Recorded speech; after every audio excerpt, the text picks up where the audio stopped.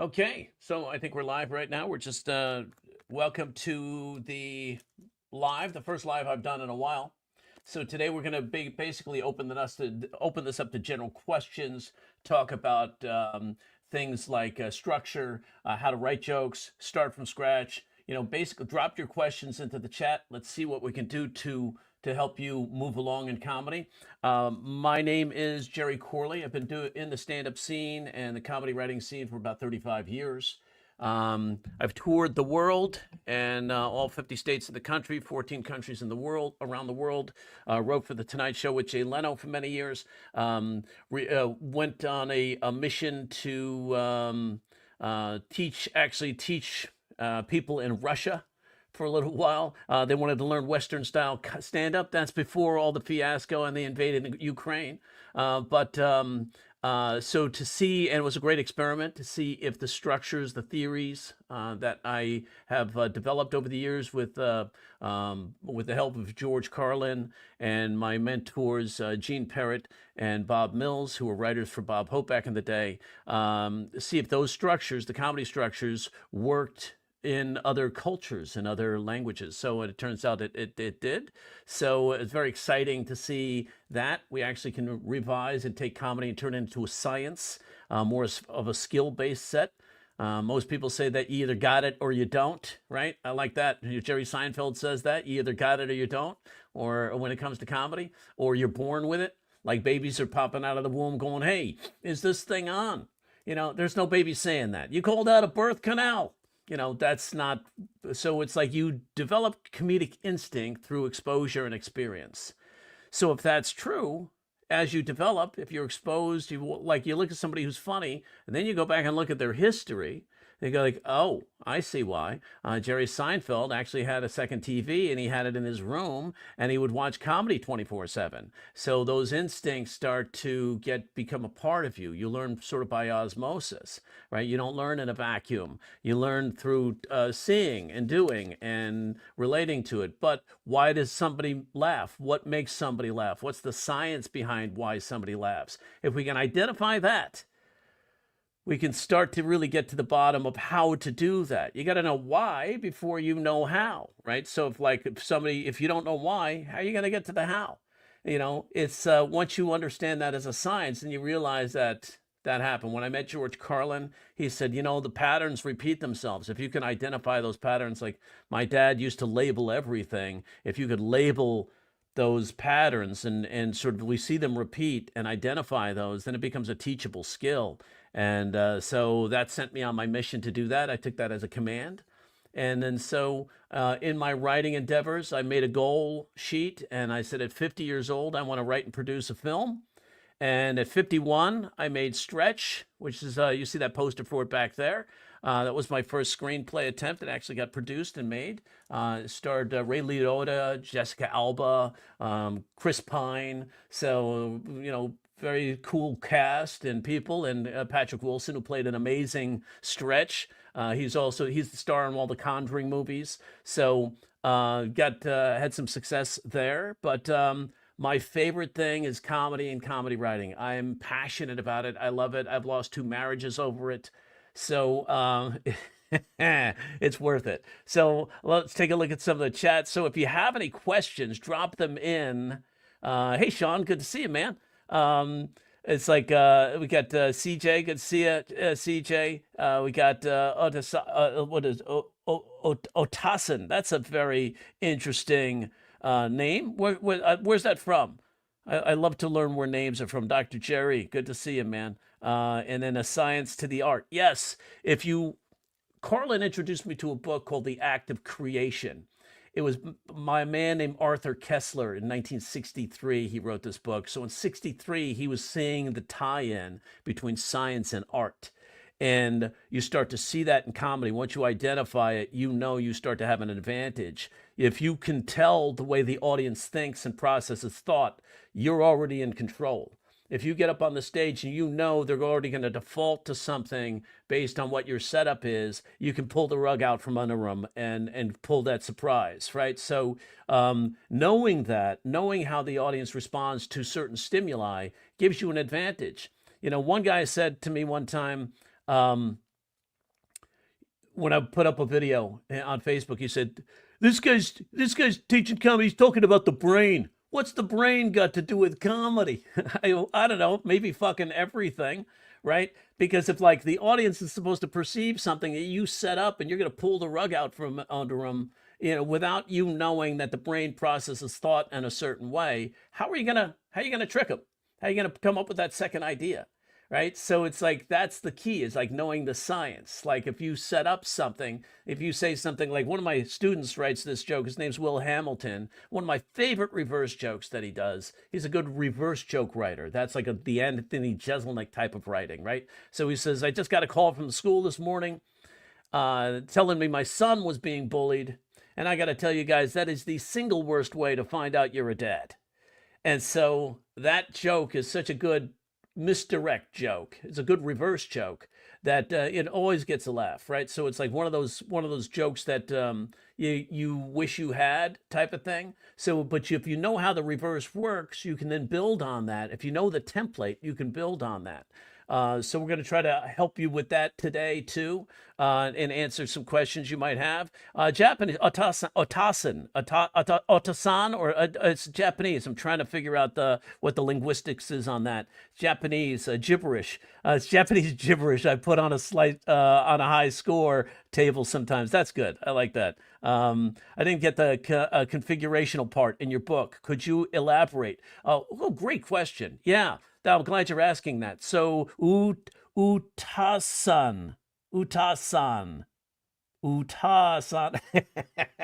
I can sit there and do that all day. All right. So, configurational. Hey, Gary, good to see you, man. So, in the configurational realm of what stand-up is, right? Configurational is like Anthony Jeselnik kind of does a little bit of it, but I'd say the two key comics that are engaged in configurational comedy are Stephen Wright. They make you think, right? Stephen Wright and Mitch Hedberg.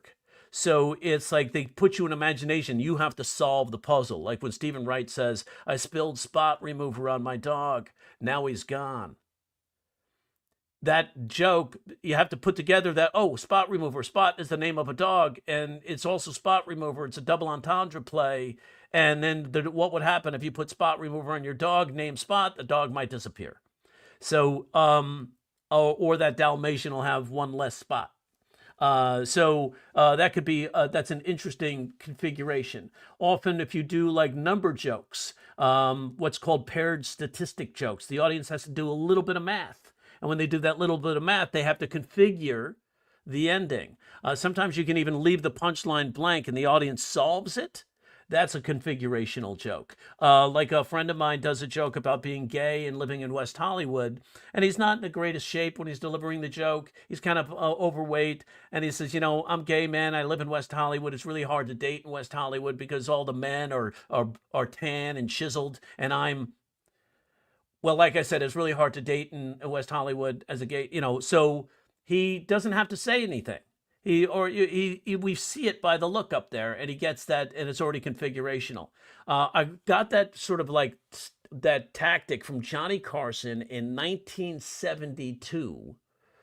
He does a joke because we had that 72 Sylmar earthquake. It was the biggest quake LA had for many years. And Johnny just gets on the air that night and he says, quick announcement, the God is Dead meeting has been canceled. And he doesn't have to say anything else because everybody was so aware of the news that joke solved itself. But the audience has to configure what the ending is. So that's what configurational comedy is. If it takes the audience more than a second and a half to configure what the laugh is, what the puzzle solving is, then it diminishes the laughter. But they could still applaud at that point. So that's just something that, to share with you on that, to make sure you have that, you're aware of that. Now you guys can see the screen if we need to share anything. So I hope that Utasan, I hope that answers your question. Does that help you understand it a little more? So You're doing good enough pronouncing it. That's funny. Hey, nice to see you streaming again. And say I have a little interest in writing comedy, but I think the way you talk about jokes and stories is interesting, and general writing advice too. Yeah, I tell you what, the thing about comedy, if you like look at the psychiatry of it, or the psychology of it, if you can even do wordplay jokes, psychologically, you're using an advanced level of critical thought. So, learning to solve puzzles in joke writing advances your critical thought capability. So, if you think about it this way, if you can find alternate solutions to a problem by using learning from like how jokes are written, then you realize you start thinking outside the box, and you find different ways to solve problems in a different environment. In fact, one of my students who attended a weekend workshop is now a lawyer at Disney. He's an IP lawyer, intellectual property lawyer. That's one powerful lawyer at Disney, right? So he emailed me and he gave me some very interesting insight. I didn't know he was a lawyer when he was attending the workshop. And he said, the stuff I learned in that 2-day workshop really helped me in my job. He said, I'm an IP lawyer for Disney, and now negotiations, I can usually win them, most of them, because I make people laugh. And the moment you make somebody laugh, you find a solution. Finding a solution to a problem is just like joke writing. And he says, when you find a solution to something and they laugh, it eviscerates their objection. So same in sales too. So I mean, I'm glad you checked in just to see that, see how that works. Love the videos. Surprised to see you live right now. Yes, I'm happy to be live right now. Somebody convinced me to go live, and that's why I'm doing it. I've been watching some people go live, and they just sit there. They don't say anything. They're just like, yeah, and they just answer the questions, and they'll do it for 4 hours. Like, what are you doing? But it still looked like fun, right? But if I can get on and answer questions and then help people with comedy, because I think comedy is like one of the most amazing art forms. I mean, think about it. If you make somebody laugh, when we laugh, the brain releases the same chemistry and hormones that it releases when we fall in love. Right? That's powerful stuff. Or it's the same hormones that are similar hormones that are released if you shoot heroin. Either way, there's a sense of euphoria. You either beating your heart or tapping a vein, right? So in this case, if you can change somebody's day by telling them a joke, I think that's magic. And if you can learn how to do that consistently, I think now you have a powerful tool in interpersonal relationships, on the stage. You can get a job. If you can write consistently, funny consistently, you're money. And there's no doubt, Johnny Carson even said way back in the day, if you know how to write funny, you will always work. The amount of money you make will change, but you will always work, because finding somebody who can do it consistently is very difficult. But if you can do it on a regular basis, you're money. And we can talk about how comedians think of themselves as comedians or entrepreneurs with a really cool skill set. That's, I think, the best way to think about it. That's how you can make money in the craft, even while you're doing open mics. And I'll be doing a course on that on Monday, how to level up your open mics, meaning how to go around them, how to find other opportunities besides the traditional open mic, scenario we get into. Let's see. And by the way, if you ask a question and I don't get to it, don't be afraid to put it back down again, especially if it's a burning question and it scrolls up and I don't see it. Oh, hey, Lena, love you too. Look at that. We got some people in there saying, I love you. That's so nice. So I'm doing research for my next book, Mandy says. Hi, Mandy. In your professional opinion, how many penises do Severus have, 1 or 3? That's a great, is that a question you ask the audience? I think that's a great opening question. And I know it was like, Kuberus, how do I pronounce that? Does a Kuberus have, Cerberus? I've never seen that word. I have to look that up. What is a Cerberus? Cerberus, I don't know. What is that? 1 or 3? How many, in my professional opinion, how many penises does Cerberus have? That would be fun to ask the audience, right? I have no idea. I don't even know what a Cerberus is. That's actually the name I call my dick, is a Cerberus. And it's like, that works. It's like, you call him what? Severus? You mean like Severus Snape? No, it's just Cerberus. He's not the teacher of the dark arts, defense against the dark arts. Well, although he has gone in some very dark places.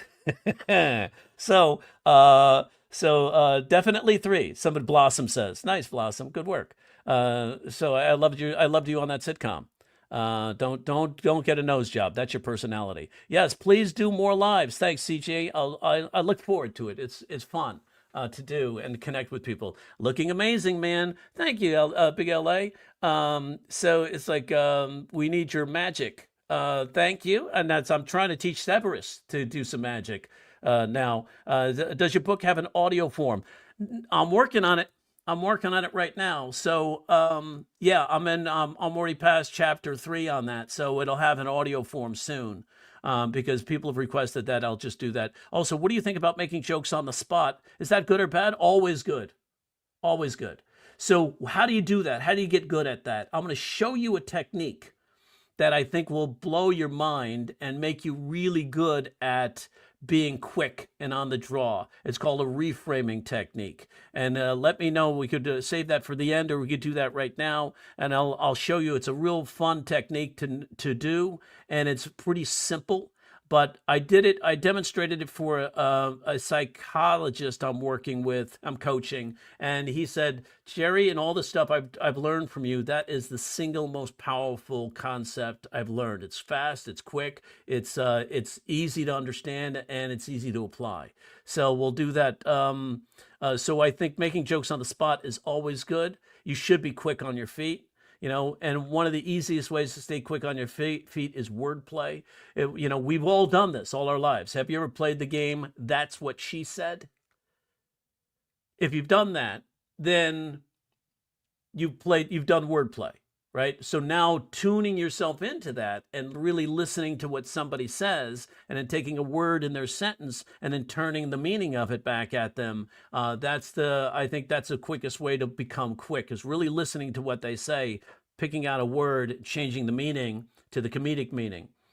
In this case, if I remember I was dating this gal way back in the day in high school. We were such good friends. And then years later, she was cutting hair, and I was starting to hit the road a little bit. And I called her one time. I said, "Hey, Kara," back in the day when I had hair.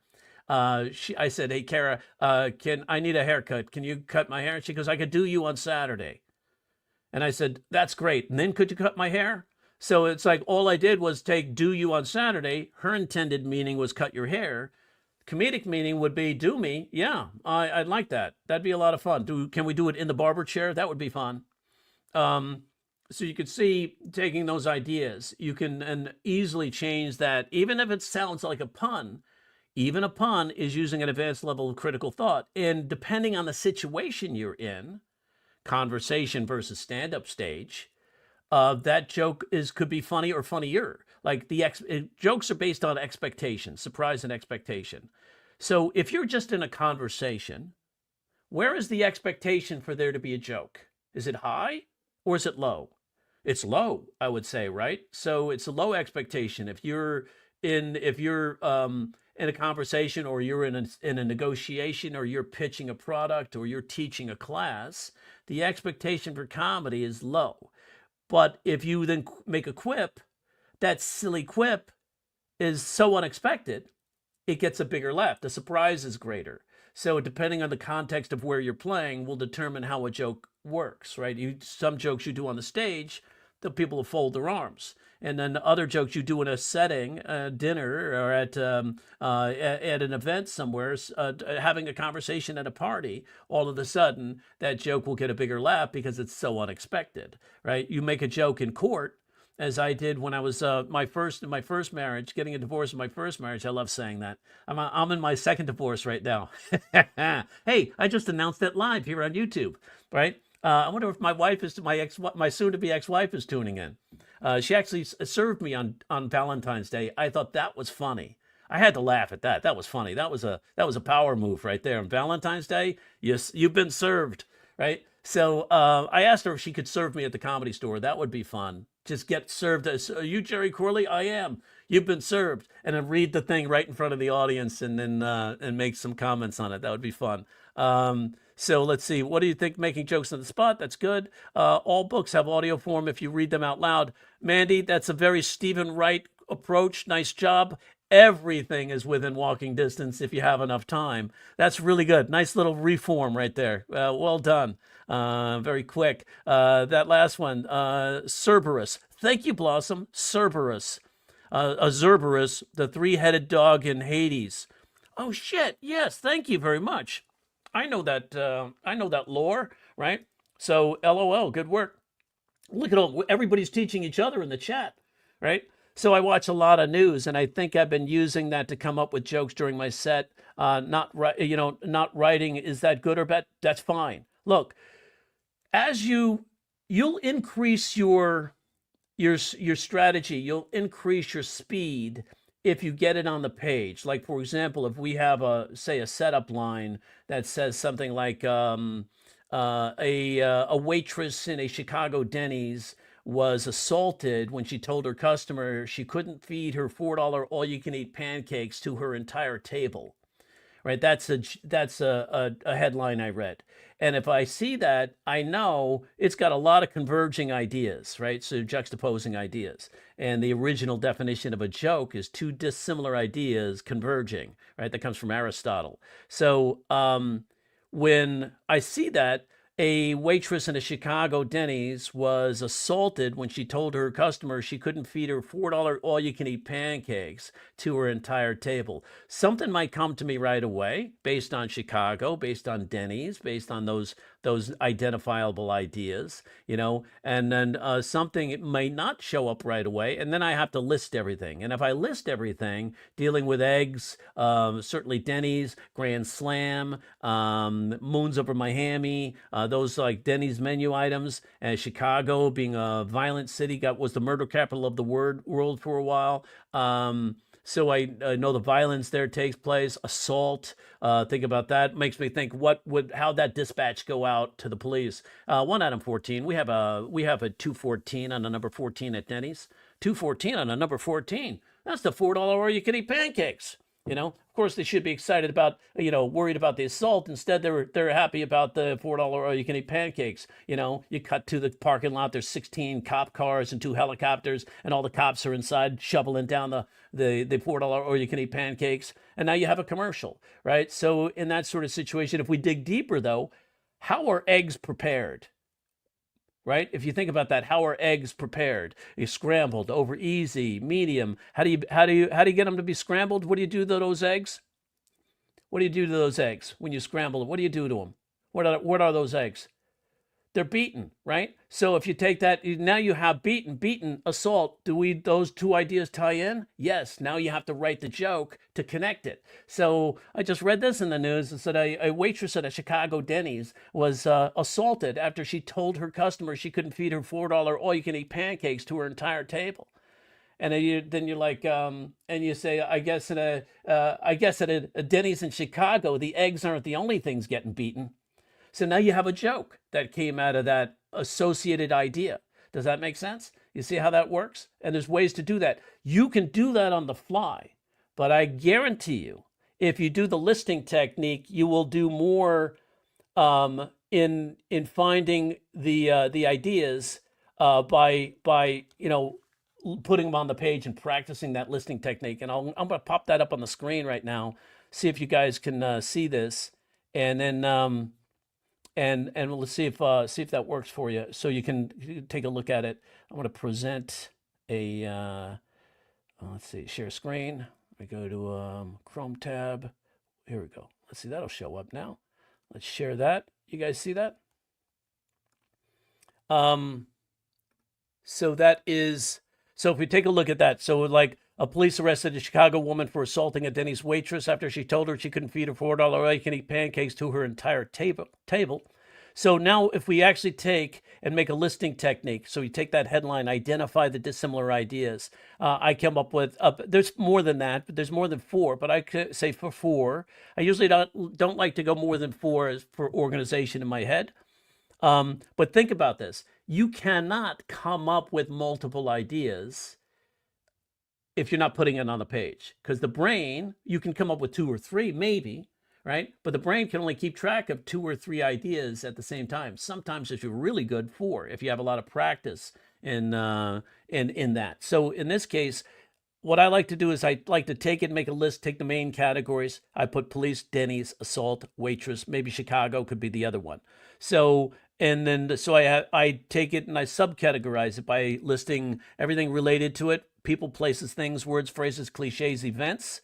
And then I sort of ask the question. So if I go through, you can see all these things that show up in there, and then out of that, um, I'm going to find possibilities related to assault, violence, and that connect to that. You can see beating is right here under eggs, battery. It's like so it could have something like something with battery and batter could come in there, right? So egg batter or pancake batter. So you could see all the potentials that show up in the idea. So how the dispatch go out. It's like so you could just once you do your listing on your own, you can find all the possibilities. So as like police arrested a Chicago woman for assaulting a Denny's waitress, told her she couldn't feed a $4 all you can eat pancakes to her entire table. When the cops got the dispatch, they showed up in record time. And it's like a pretty big deal. They actually took 28 cop cars and 9 helicopter crews to eat all those pancakes. I guess if you're at a Denny's in Chicago, the eggs aren't the only things getting beaten. Wow, if a woman commits assault over Denny's pancakes, she'll probably kill for something like food. So you could see the possibilities in those jokes. They just come out of the associated listing technique. Now, the thing is, when you actually do this work, it's tedious sometimes. But if you do the work, first of all, 99.9% of the comedians aren't doing that work. They're just relying. They want to jump to the punchline. So they're not going to take the moment to dig. But if you take that time to dig and you find the gold there, that's when you're going to find the stuff that really pops. And every time you do a listing technique, all of that data is going somewhere in the recesses of your brain. So when you're doing a bit later, or you're doing another bit that could be related to food or Denny's or breakfast or Chicago, you have a burst of a list that pops into your brain that you can then sort of associate to. And that's one of the ways you become faster when you're delivering that stuff. And I hope that that makes sense. Does anybody have any questions with that little blurb right there? Let's see if I can pop myself on the screen there. Let's see. So I watch a lot of news. I think I've been using it. But here's the deal, James. Stick with that. Lean into your strength. And if your strength is coming up with stuff on the fly, lean into that. Because this, even though it's going to help you to get better over the long run, can start to jam up your brain a little bit because it's very mechanical. If your instincts are your strength, lean into those instincts first. Use those instincts, tap it out. How many jokes can I come up with? When you feel like you've come up with it, you're at, all right, I've come up with as many as I can think of. Then start listing. And just because there's a task at hand idea, you don't even have to worry about thinking of jokes. You're just making associated ideas dealing with Denny's, Chicago, waitress assault, cops, and you're just putting their associations. So once you have those associations, what happens is a coincidence of a word shows up. You go, oh shit, that could tie into something. So it almost like happens like magic. It just shows up and without even worrying about it. It's a great exercise anyway, because it's helping to sharpen your brain and develop associations to certain subject matter.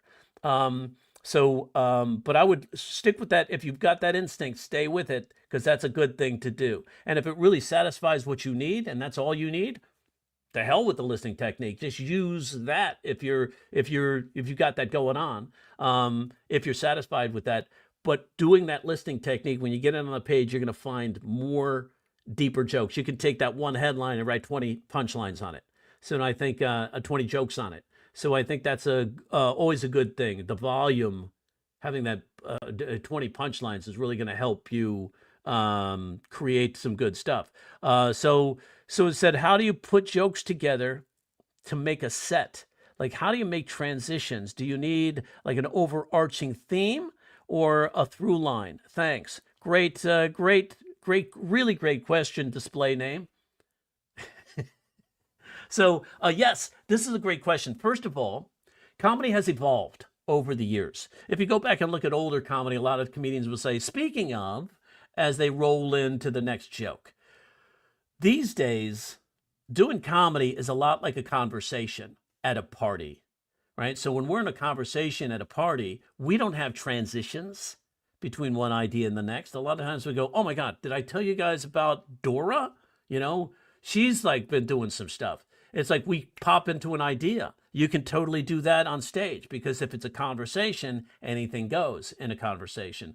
So what I like to do is I like to group themes together because if you've got an hour, it's one easier way to remember the flow, right? So if you're doing themes, you'll watch Jim Gaffigan do themes. He'll have theme segments of his act that deal with men being stupid. He runs through that theme. And he goes taking the kids on vacation, and he might go going to Disneyland, going camping. So that becomes a segment. So that helps him to categorize how he's going to flow. Then by the time he gets to the end, he'll call back to something that he did near the beginning or in the middle. And that's how he sort of resolves his act, right? It makes it feel like he connected back to the top. The whole thing resolves. And resolution, tension and resolution, tension and release, or tension and resolution in storytelling is key. Otherwise, the story's boring, right? So it's like, and if you know it's mathematical, that the audience craves that resolution, you know that you can start to build your jokes and build your stories that way. Like if you think about a major scale, do, re, mi, fa, sol, la, ti, do, right? You think about that, and it's like we get to that leading tone that creates tension, and then we have to end on do again, right? So it's like if we went do, re, mi, fa, sol, la, ti, good night, everybody. The audience is going to sit there and go, no, I needed that.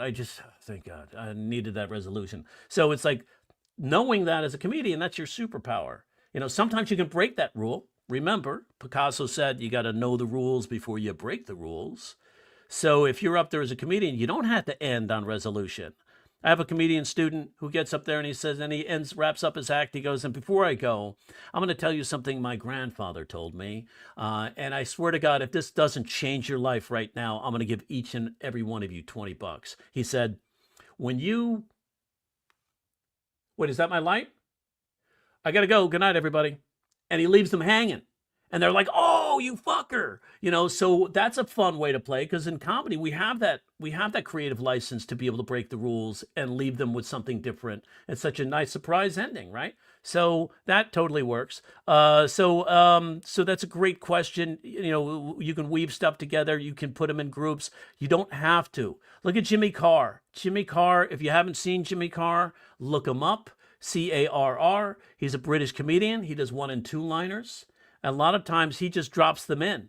And then sometimes he'll have a theme going on, but then he gets a new idea and he drops in another joke. Now, that takes a lot of brain power, right? You got to know those jokes or have been doing those jokes for a while for you to be able to just scatter them around your act.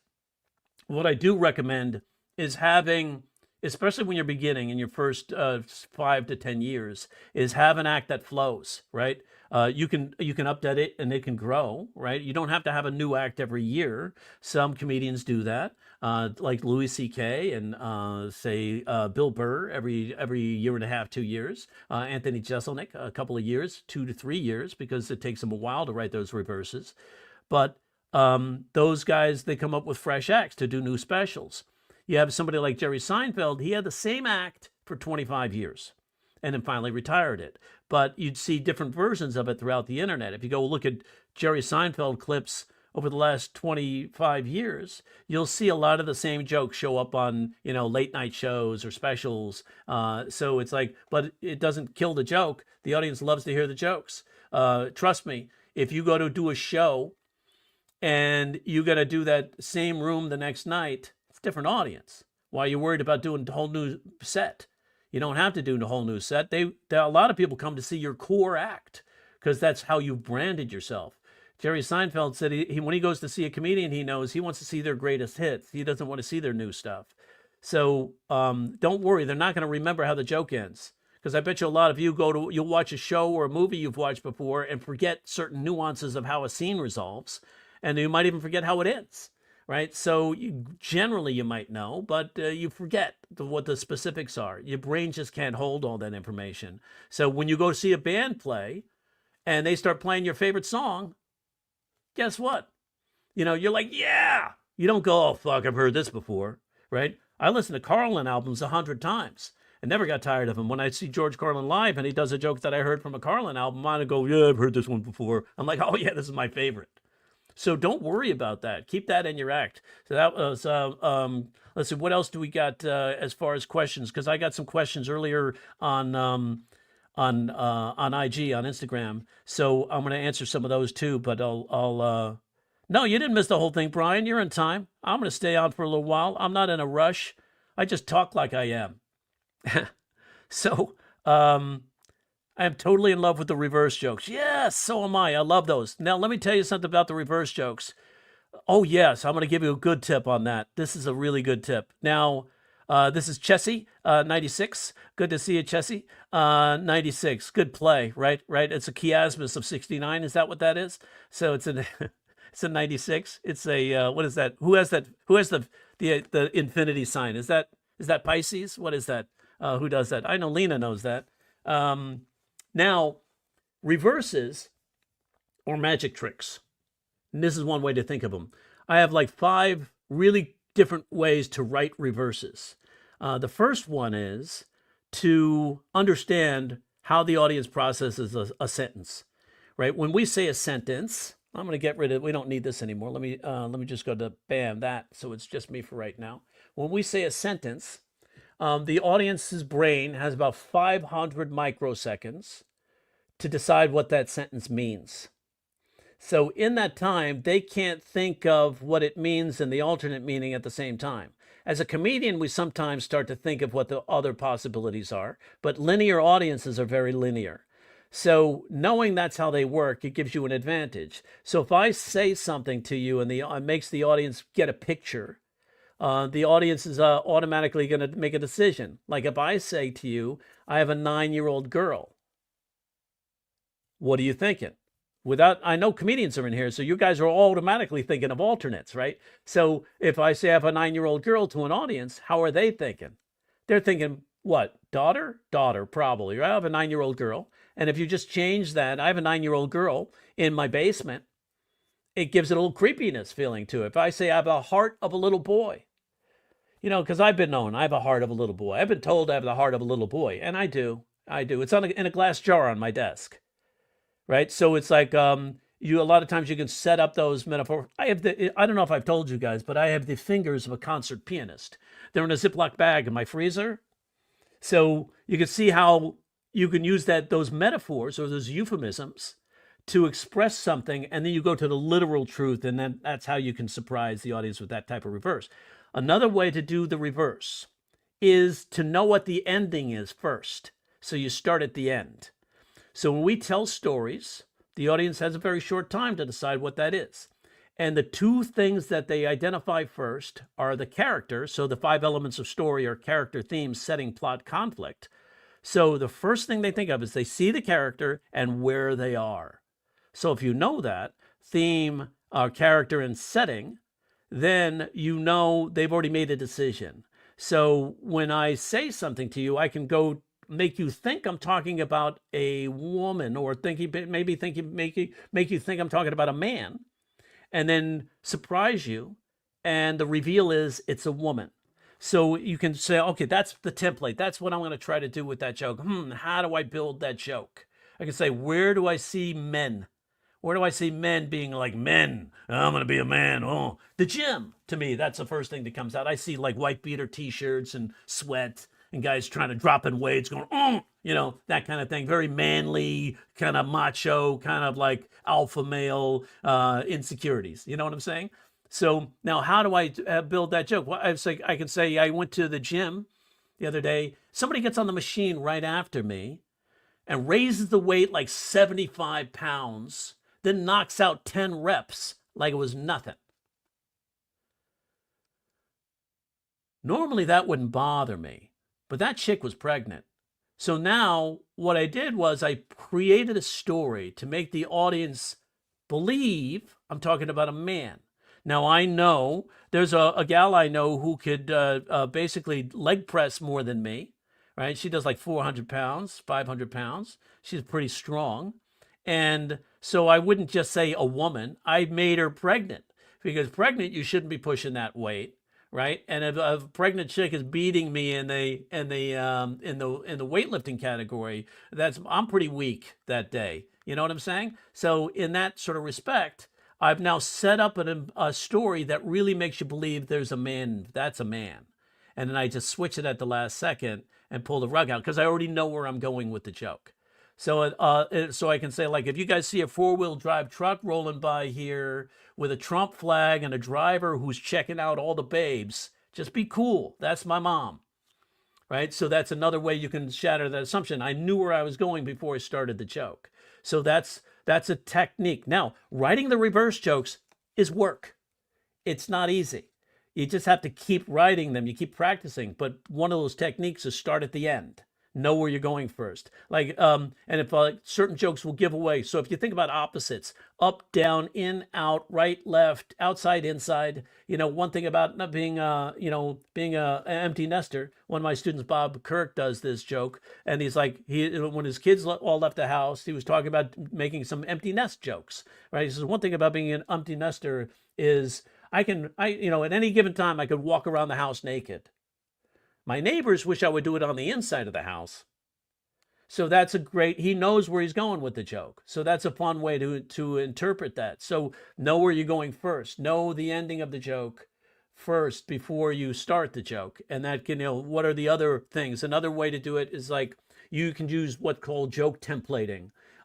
It's a tactic I use when I find a joke that's really good. I say, oh, that's a good template joke. How can I build a joke that uses a similar template? You're not similar joke. Like Gary Shandling did a joke way back in the day, and it was, I just sold the house I lived in, got a great price for it too. Made the landlord mad as hell. So I was like, oh, rent or own. That's the template. So it's like, how can I build a story that makes the audience think I'm owning, but I'm going to pull a rug out at the end and make them think I'm renting.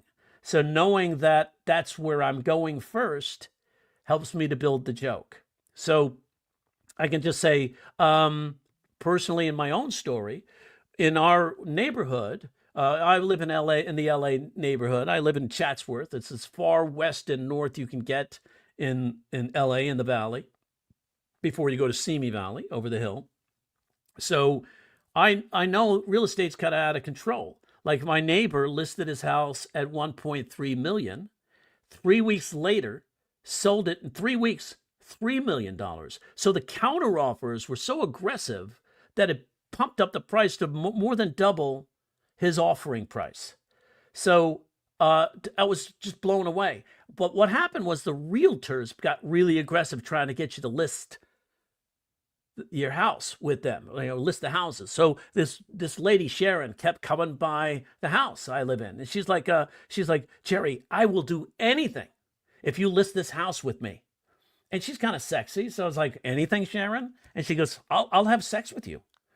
So we had sex.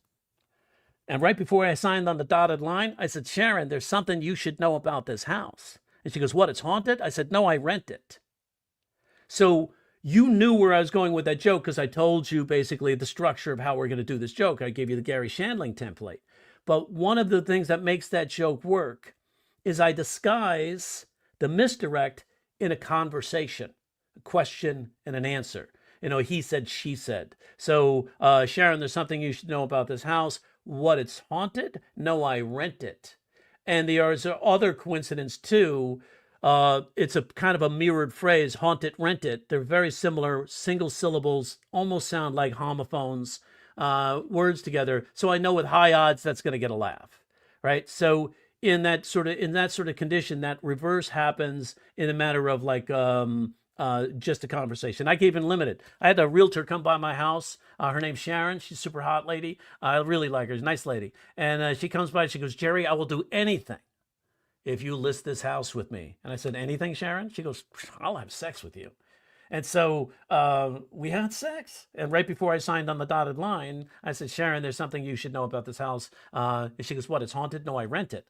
Now I can cut that joke down. I don't have to do the backstory of the real estate pimping out at $3 million, right? So that shortens the joke for economy. But given the context of the story, the audience loves the context because now they can relate to it. Oh shit, wow, it's really expensive in LA. Now they have an emotion, they're connected to it. It's okay to take your time with a joke. Especially these days, we're not looking for a laugh every 10 seconds or 12 seconds. You look at Nate Bargatze, he doesn't have a laugh every 18 to 20 seconds. He's telling stories, and he was the highest earner at the box office last year. Hey, extra points, if anybody could put down in the chat how much Nate Bargatze earned last year at the box office. Anybody know off the top of their head? He broke the record. So if anybody knows, let me know. I'll put it down right here too. $87.5 million. $87.5 million Nate Bargatze earned at the box office. I want you to consider this. $87.5 million. You said over 9,000. Yes, definitely over 9,000. So $87.5 million is what Nate Bargatze earned. He sold 1.1 million tickets. And the reason why that's important, it's important to understand that the tickets, the way they do the algorithm for the tickets, every ticket sold, you should also tack on an additional $11 to $33 for merchandise. So whether it's t-shirts, hats, whatever you're selling. So if you add that on to what Nate Bargatze sold, 1.1 million tickets, he also earned another 11 to 33 million on top of that in just merch. So if you think about the type of money he's earned, that's a lot of money. Now, Nate Bargatze's been doing comedy over 30 years, but he doesn't have a joke every 10 seconds, every 15 seconds. He's got some tags and toppers. He tells the stories very colloquially. It's easygoing. It's not offensive. He's the dumb guy just trying to get through life. And they're all story-based jokes. So there's all kinds of different ways to deliver the comedy, and it works for him. Surprise, Severus is actually a female dog. But y'all ain't ready for that conversation. You'd have to read my book about that. All right, we'll read that book. Severus, the three-headed bitch. That's a fun one. We like so hey, thanks, Love of Life podcast. Happy I came across it. Has helped a lot with my few stand-ups and done in the past few months. Oh, good to hear, man. You didn't miss much, Jack. You're here. Right. Assaulted. Mandy says assaulted. See what you did there? Salted. Good. Salt and pepper's here, and we're in effect. Want you to push it. Let me. Oh, yes. Michael says. Michael Joe Clark. Good to see Michael. He says, have a lot of stoner thoughts that really go nowhere. I find it hard digging deeper into something so dumb and silly. Now, stoner thoughts. Think about this. If that's a filter. Mitch Hedberg had stoner thoughts, too. He would take a common idea that we all know, and we see the normal function of the idea. And then he applies the stoner thought to it, and it gives him a different way of looking at it. So in this case, he goes, if an elevator breaks, you can't use the elevator. But if an escalator breaks, it just becomes stairs. So how do you put the sign? You say elevator out of order? No, you say elevator, now stairs. Right. And so he does the stoner approach to jokes. So if you take ideas and you think about it on the perception of that filter of being stoned, you could come up with Stephen Wright type jokes or Mitch Hedberg type jokes all the time. I mean, that's a fun way to look at something. You can reframe it. For example, I don't know if you guys remember The Batman. The movie The Batman came out, and part of their promotion was Little Caesars, the pizza place, pizza. Little Caesars decided to come out with a calzone in the shape of a bat to promote the movie. So the calzone in the shape of a bat to prevent them, and I see the picture of the calzone. It looks kind of like a bat. And I'm like, imagine now, because how do we call Batman? The bat signal. We have that silhouette of the bat against the spotlight, right? And so, but what if we change that and we had like a hologram of a calzone showing up on the, oh my God, we got to call Batman, put up the hologram of the calzone. But if you put up a hologram of a calzone, who's going to show up? Batman? I'm thinking it's going to be like an Italian mobster, like Joey the Nose, right? He shows up, he doesn't even have the Batmobile. It's like a Cadillac DeVille, and it's like, he shows up, the Joker's like, you're not Batman. He opens up his trunk and there's like five bats laid out very very meticulously. He picks out one of the bats. He goes, "I am Batman." And then you see the big puff of smoke, bam, whack, pow, right? And that could be one way to take, Batman beats the shit out of the Joker with a baseball bat. Yeah, he is Batman. So literally Batman. So that's a good, like a stoner sort of complex could come up with that idea, right? Stoners can get away with simple wordplay jokes too. Like if you deliver the joke, like if you go back and look at college, I could do a joke and say, I dropped out of college. Didn't feel like I was learning much. I mean, I took 3 years of anatomy, and I don't know shit about the stars, right? Now, that's a confusion of the word. It's a malapropism, right? And people might say, well, he seems reasonably intelligent. He's not going to make that mistake. But if you're a stoner, you could totally make that mistake. And you could get away with wordplay jokes because the stoner mentality the character can play those jokes much better than somebody else can play those jokes. So you can, if you did it as a stoner, it's like, no, dude, I dropped out of college, bro. It wasn't for me, man. It's like, I took 2 years of anatomy. I still don't know shit about the stars. I'm like, what the fuck, right? So you see, that stoner now gives it life. And gives you a reason to think about that. And it's like, a lot of times, dudes, people like think I stammer a lot, because I'm a little bit, they think I'm nervous, but I stammer because like I have PTSD. Yeah, see, my uncle got it from Vietnam, my brother got it from Afghanistan, and I got it from Iraq. My mother threw at me. It's not my fault, bro. It just happens. In the morning, she would wake me up and said, would you like the bat or the belt? I said, how about breakfast? So now the stoner guy can have a whole different filter of life. And it's entertaining for the audience because the audience now is giving an alternate way of looking at something. And then they start to, by 10 minutes in, they're feeling stoned. So you can have a great time with that stoner character. I think that you just have to make sure you're reframing, taking an idea, imposing it on another main idea that we know about, and how would that change the idea? Like one person said to me, I was coaching this gal, and she was talking about seeing the old. I don't know if you guys remember this story about seeing Jesus's face on toast. Right? Somebody was like, I think it was like a grilled cheese sandwich, right? And so somebody was cooking grilled cheese sandwich. They flipped it over. They saw Jesus's face, took a picture of it, put it on Facebook. It became a meme. And it's like, oh my God, I saw Jesus's face on toast, and it became a big deal. All of a sudden, now there was a big slew of people seeing Jesus in toast. In Mexico City, they saw Jesus, and over there they saw Jesus, and it became a big deal. So she said, the other day I made toast, I actually saw Jesus's face on toast. And she was trying to make this funny. And I said, where else could we see Jesus's face that could really work, I say, now it makes me wonder, if you see Jesus's face on toast and you serve it for, do you have to do the blessing, or is that, does that come with the face, right? It's like, is Jesus, just because you have Jesus' face on the toast, is that pre-blessed? Because I think it comes with the blessing now, don't you? It's just like, hey, I was surprised it wasn't, it's like, I didn't know if I could eat that, face. It's like, I want the whole body of Christ, not just the face. See, now you're using, if I'm listing everything dealing with Jesus and I'm listing everything dealing with toast, I can come up with something that's different, right? So, or unique. It's called reframing, imposing one idea on the other idea. So it's like, I knew a lady, a very nice lady, very kind lady, and she basically was all about Jesus, right? Not my thing, but I don't judge anybody's faith. That's their thing, right? So she had like Jesus, I swear to God, she had Jesus plates.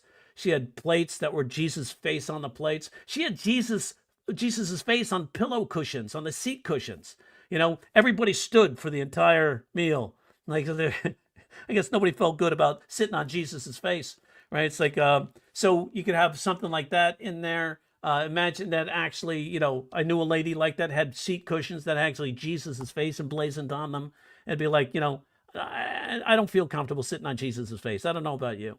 So you see, the stoner thing can help you get to that place. So, thanks T2 Tricks. I appreciate that. This is live. Yo, this is live. Yeah, thanks, man. I appreciate you being here. Hey, Teddy B's here. Good to see you, man. Teddy B's my pal. We do a podcast together called Contrast Comedy. You can check it out. Let's think CJ Solani, people who love salt on everything, eat salt with pancakes. Turn it into a pillar of salt while we're at it. Delayed response for police. They were all out dunking. Nice. Nice, guys. Good. So let's do another one like that. Why don't you see how many punchlines you could come up from that setup? All right. What if I put that setup back on the screen again? Would you like to do that? I think that would be fun. So let's see if I can expand that. Let me get over here and enhance this if I could. There we go. If you guys can see that, or is that just for me? Hold on. Let me get into right here and see if I can draw that in. There we go.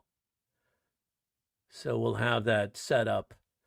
The setup being police arrested a Chicago woman for assaulting a Denny's waitress who told her she couldn't share her $4 all-you-can-eat pancakes with her entire table. So let's take 5 minutes or whatever you need to see if you can pop some jokes into the scroll, and we could have fun writing these jokes together, brainstorming that.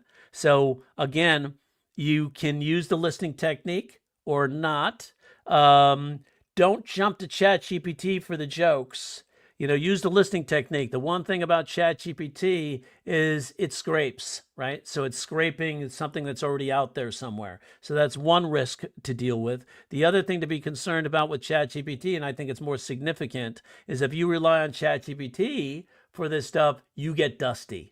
Your brain gets dusty because you're relying on a technology that's coming up with all the answers rather than working that brain to find most of them. Then you could use ChatGPT as a brainstorming partner.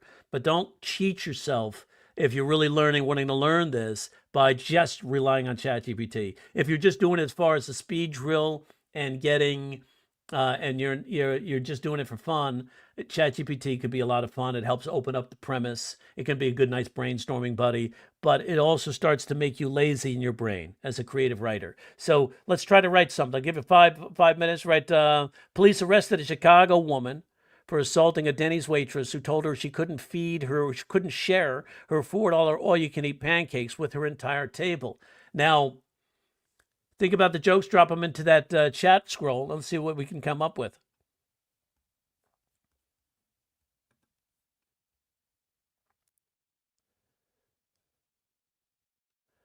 So I'll watch a lot of, I'll look into it. I don't watch a lot of comics, Blossom says. Sweet and savory, assaulted at Denny's, sweet and savory. That's good. Whipped. Nice. Whipped. That's a very good one. Last American Podcast, Whipped. That's it. It's like, and those pancakes only come with whipped butter, right? So that's a fun way to deliver that. So assault over pancakes. Good. We got a couple of assault jokes. You saw the possibility of the coincidence there. Beat them. Yes. Nice, Teddy B. That's right. All you can eat pancakes. You're just like, all you can eat pancakes at Denny's. Really? Do you want all you can eat? I don't know. It's like all you can tolerate. Have you seen what Josh Johnson has been doing the past 2 years? Yes. Yeah, man. He's doing, that's top tier. Now, and if you have that fun approach, you can do that. Josh has been killing it with that, right? So, and he's putting in the work to do it, right? And you could do that. When I was at the Tonight Show, I was generating 80 to 120 jokes a day. So it's like, that's why I'm happy to see Josh doing that in a live format, because it's really, you really pimp it out there to comedians to see what you can produce. When I first learned that my mentors were writing 100 jokes a day, I was like, wait a second, these old dudes could do it. I could do it. So now I'm the old dude, trying to help you guys learn to do it. So yeah, Josh is a really good guy to watch. And this is from Blossom, who says she doesn't watch comics, right? So evidently, we've been gaslit. So thanks for all your help over the years. Yeah, sure thing, Michael Joke. Always happy to do that. What's really cool is to see actually people that are out there touring right now and say that I helped them, and then go back and look at all the people who bought my book and to see the names and go, oh, look at that, Mark Normand. What a surprise. So it's really kind of cool because comedy is such an amazing art form. Any tips or advice for finding and honing your own style? Yeah, Eric. First of all, our biggest thing is we see comics, we see their character, we think we have to develop a character. The first place to start is to develop being you on that stage. I think that's one of the hardest things for people to do is be themselves. How can they be themselves? And it's like if you can be yourself on a stage, that's the key. Because if you could treat those people like they're your best friends and you're rolling into the room, you're like, hey, yo, what up? What's up, pussies?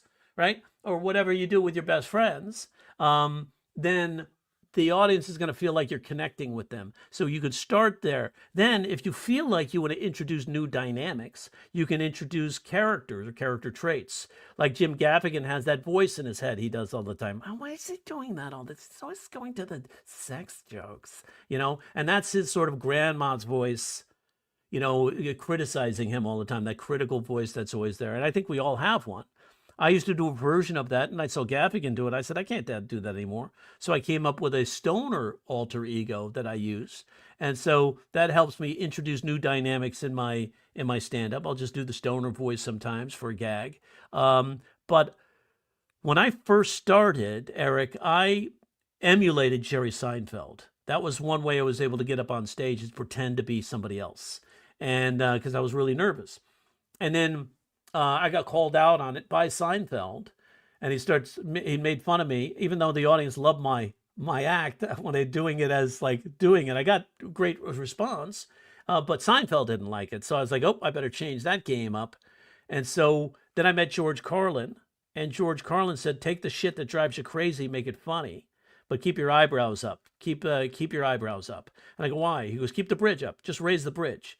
Because if you raise the bridge, you can't be mad. Everything's absurd.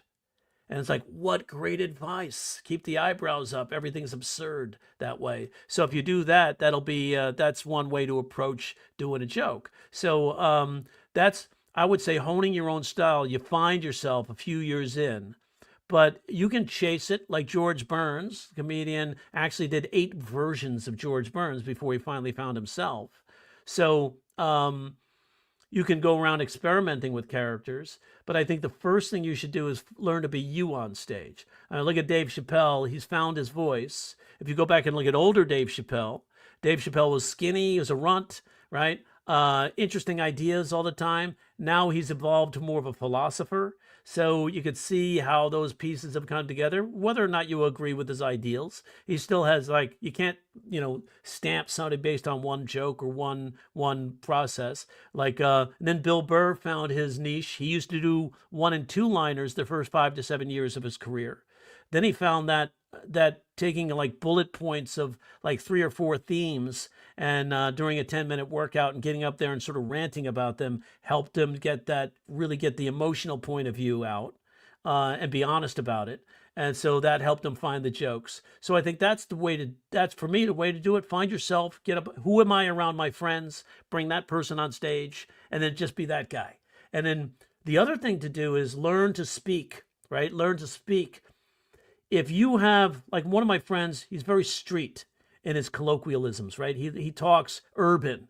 And he said, do I need to lose that? I go, fuck no, keep that. That's your character. That's your voice, right? Stay with that guy. That guy identifies you above everybody else. We don't need another guy trying to be articulate on stage. We need a guy who's going to be visceral and be himself, right? So now he's leaning right into his voice, and it's really helping him connect with that audience, because even though he might have like some slang or colloquialisms he uses that an immediate white audience might not connect to, they still hear that dialogue and they go, oh, that's a neat way of saying that, right? So he sticks with that, and it's it really is, it has become him. You have an accent, use the accent. That's a tool. That's an advantage now. You're gonna, now you have creative license to mess up or misunderstand what people say.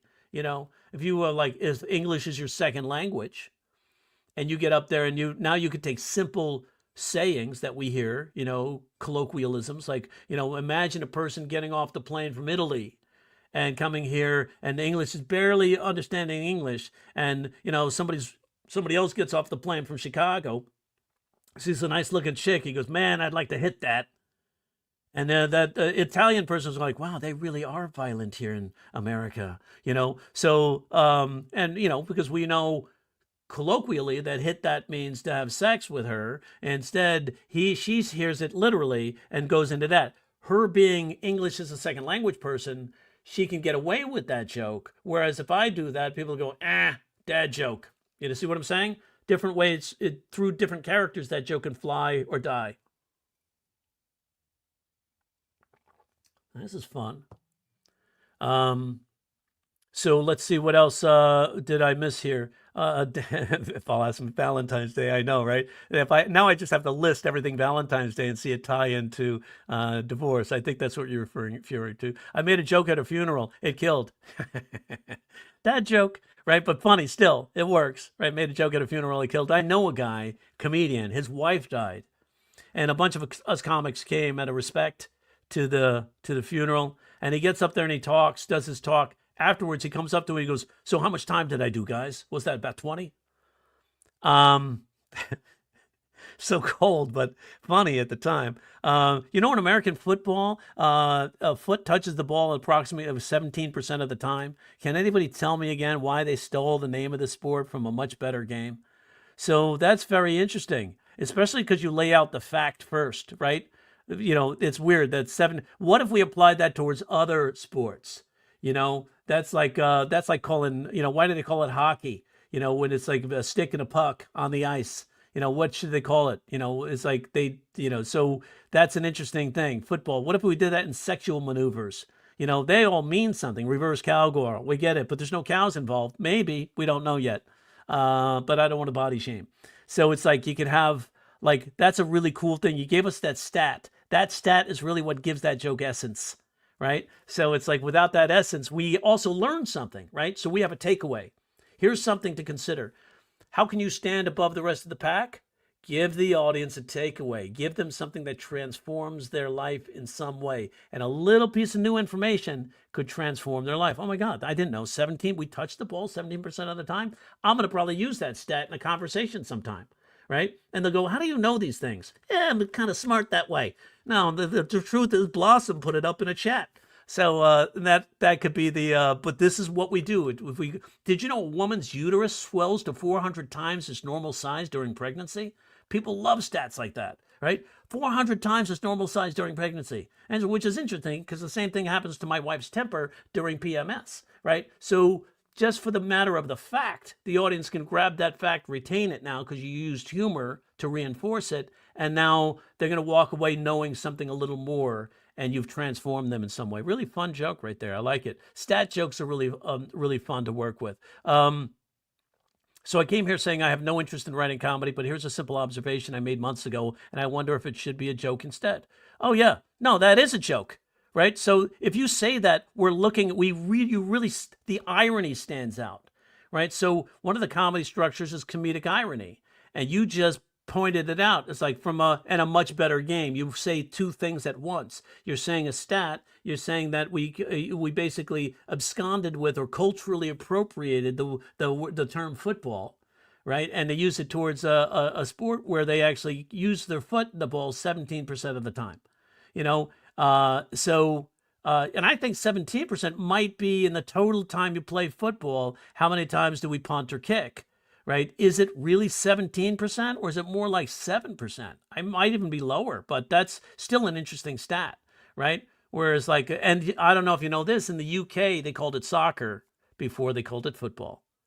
So that's an interesting thing to know too, which is why did they change it? So, let's see what else we got here that I missed on. Two-part of Breaking Comedy's DNA. There's part 2, or there'll be a successor soon. I love it. Great job on that. Thank you. Yes, there will be. I'm writing a book right now called The Comedy Writing Secrets Black Book, right? And so it delves into some more techniques and styles for joke writing. So that'll be coming out by, I would say, by the end of the year, the way it's moving forward. So that'll be a fun one. So let's see. Give it to us now. Yes, let's do that. How about doing that? So wait, you can put some jokes down? I'm going all over the place here, and I'm not even on Adderall or anything. So let me scroll down. Do we get some jokes popping in there? Denny's rebranded. Oh, good. You got some. Please tell. Jack Rain says, "Please held down the waitress." This is what Denny's calls the Grand Slamwich. All right. Had a teacher who used to say that she's castrated from a sense of humor. What does that mean? She's castrated from a sense of humor. It's from sense of humor. I'm trying to get what that means. It sounds fascinating. Like a teacher's, I'm castrated from a sense of humor. Is it a male teacher or a female teacher? She said she. That's interesting. Okay. I'm surprised the cops responded so quickly. Didn't realize Denny's sold donuts. Nice, Gary. That's a good reframe right there. You're taking it to donuts now because cops and donuts. It's like, wow, they responded that quickly. It's like, I'm surprised that Denny's had donuts. Good. Nice job, Gary. A woman thought she was a waffle mania, but it was only Denny's. It's like, oh, the woman thought she was at Waffle Mania, but it was only Denny's. I'm not sure what you're saying with that joke, but Waffle Mania just sounds funny to me. Now, the thing is, like, Gary, one of the reasons this joke works, I think, is because, when we say a fact out of the news, when we're stating that fact, the audience's expectation for a joke diminishes because we're delivering a news fact. And so we go, oh, I didn't know that. And the time they're saying, oh, I didn't know that. Wow, why would she be assaulted, right? She should, if a woman's feeding or starving kids, just let her feed the fucking pancakes to the kids. Then he's going to afford it, But in that could maybe some of the audience is saying that when you say that fact, but their expectation for a joke, for a laugh, is diminished. And if you could just throw in that's why that joke will work, because once you give them a fact, they're like so caught up in the fact that you hit that joke could work. The donuts. I'm surprised they let pancakes in the strip club. Imagine now. I like this process, like putting pancakes in a strip club. What would that be like? Is that like it's like you have to go to the VIP room for the syrup. It's like you have to go into the VIP room to get them buttered. Right? That could be a fun way to take that. Once you introduce the pancakes in the strip club, I love that concept. It really introduces an interesting premise. Remember, two dissimilar ideas converging? Yeah, pancakes and strip club. Two ideas we can recognize. One is naughty, so we can really have fun because every human being loves to be given permission to be naughty. Right? So now pancakes in the strip club, was it a short stack or a large stack? That could be fun too, right? So it's like, what would they call that in the end? It's like, well, it's kind of a long stack. That's why they call them flapjacks, right? You see where you can have fun with that once you introduce that pancake idea. Don't stop right there. There's still meat on that bone. Dig deep. Treat every premise like a wet towel. You want to wring it out for everything you can get out of it. And you might be sticking with and out of all those jokes you produce, maybe one or two are the ones you keep and become gold, and the other ones you just let fall by the wayside. But they're in the brain somewhere, and they'll pop out at another time when you're doing another piece. But keep working on that premise there, C Rose. Keep the eyebrows up. One of the greatest advice I got from you. Yeah, that's a really cool piece of advice. So an ass whooping and 20% off a $4 tab is not how you get customer of the month. Nice, CJ. I said to Jack D once, I wanted to have to listen to a arsehole, I would have farted.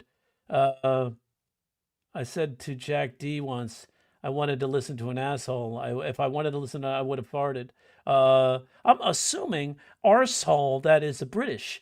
So I wonder what Jack D is. Jack D is so miserable.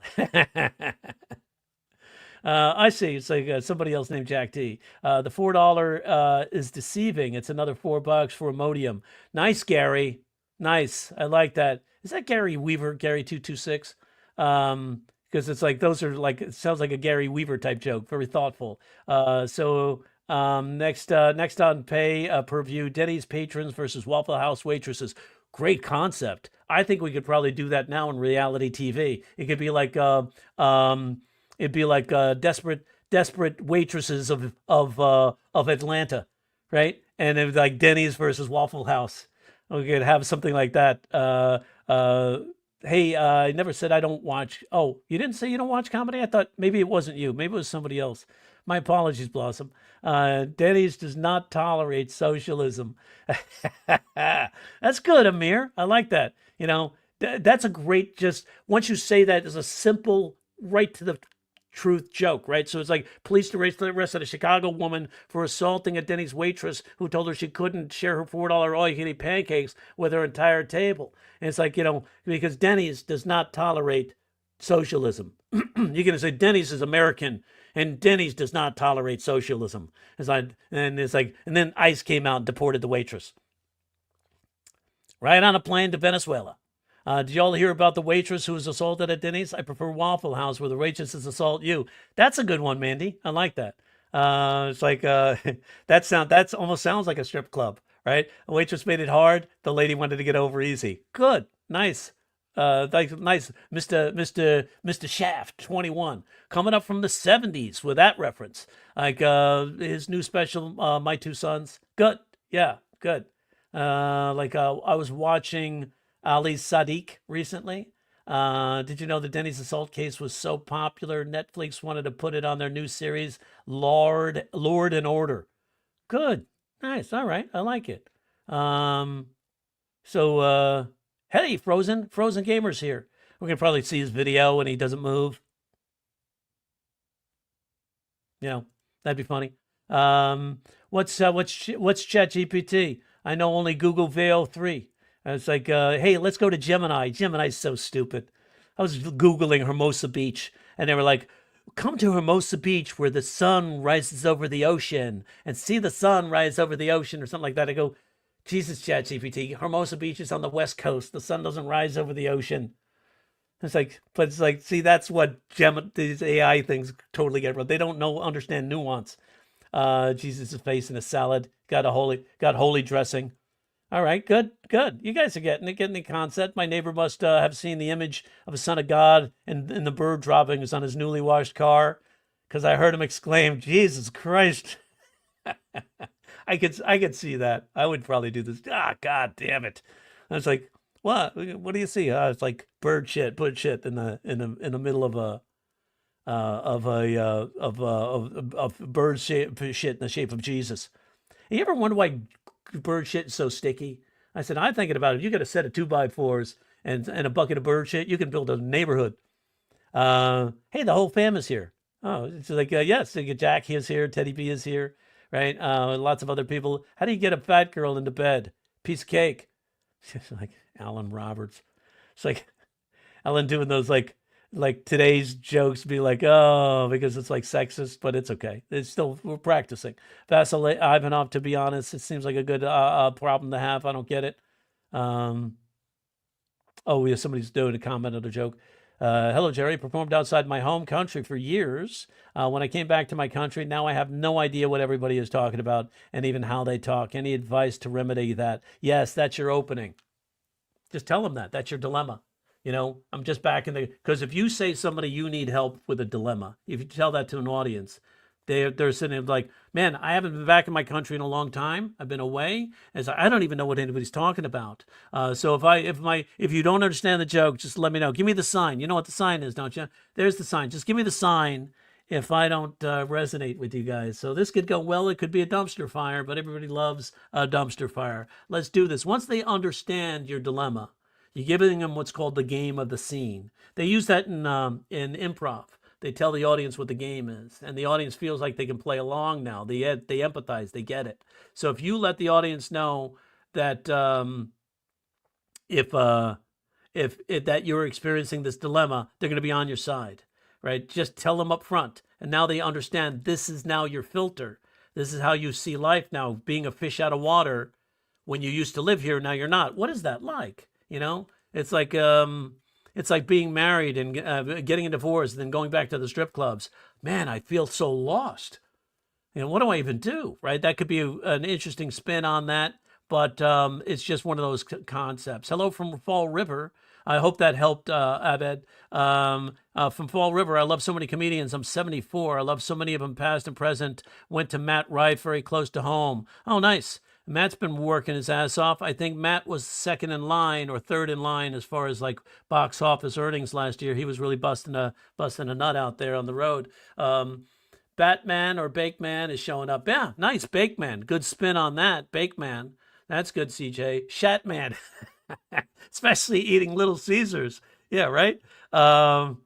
So, hello, Joe from before 8 years. I watched some of your vids, and I was getting a lot of girls because of my jokes, and that made me sad because I thought they liked me. I am just fun. I'm just funny. After a while, it stopped. That's all right. Hey, just got to keep writing jokes, right? It gives you a momentum, right? And it's like, how can a student do one-on-ones with me? Well, Lena, there is a way to do that, and you can sign up for coaching. I do. So I'll put that link in there if anybody's ever interested in taking that on. We get a lot done in that 5 minutes, or 5 minutes in that hour that we coach together. So I'll drop that in the chat. Thanks for asking. It's like, so if you need to, if you have like a show you're working on, or you're developing something, or even if you're doing, like, one of these guys I coach is the head of the business program at Stanford University, and he writes books and he releases them. And when he releases them, he does pitches, and he goes out there and he presents. And so he needs help making the pitches humorous. So I coach him on those. And so that type of thing works. Comedians, I help comedians pop up their act, add more laughs to the punchlines, make those punchlines pop a little more. We review videos. If you've done something, we'll go over a video together. So it's anything we decide to do in that hour. So it's like that will help. That really helps. The coaching is it really gets stuff done. A few different times I've gotten on the horn with somebody on the Zoom, and we'll do coaching, and we'll write a brand new 5 minutes in that hour. So that actually pops. One lady I was coaching recently, she's a regular student of mine. She did. We helped her take her ideas and generate, and she won a clean comedy challenge. So it's like it's one of those little things, that extra eyeball to give you another look at something. And the extra eyeball happens to have 35 years experience writing jokes and then and performing. So that's a lot of fun to do. Just deleted all my German contacts from my phone. It's now Hans free. That's your best one, Alan. It's a pun still, but it's still funny. I like it. So it's that's Hans free. That's good, Alan. And you can tell Alan's older because he writes in all caps like my dad. So it's like, I remember I dated a girl for a while. She was kind of dumb. She thought capitalism was texting in all caps, So I did that joke. I told my wife that. She goes, "Tell me something about one of your ex-girlfriends." I said, once dated a girl that was kind of dumb. She actually thought capitalism was texting in all caps, or texting in uppercase. And my wife was like, "That mustn't have lasted very long." I go, 6 years. She was hot. So did y'all hear about the waitress that assaulted Denny's? More like Fart Club. Am I right? Is this thing on? That's a good thing you said, Mandy. I'm more like Fart Club. That's that. So what if we did that as a ponderable with them, and almost did like a cliche workaround. So cliche of Fight Club, we all know the words Fight Club.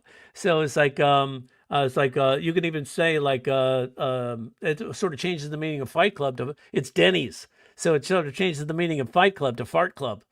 And then so now you go, or it's like if it's at Denny's, wouldn't they call that? They wouldn't call that Fight Club. They would call that Fart Club, wouldn't they? So you could see bring them in into that one. But the way you did it was so classic. Am I right? Is this thing on? Funny. Good approach. Hey Teddy, be funny. Is Audrey here? Where's Audrey? Do you see Audrey? Where's Audrey, Teddy? I didn't see her. We got to say hi to Audrey.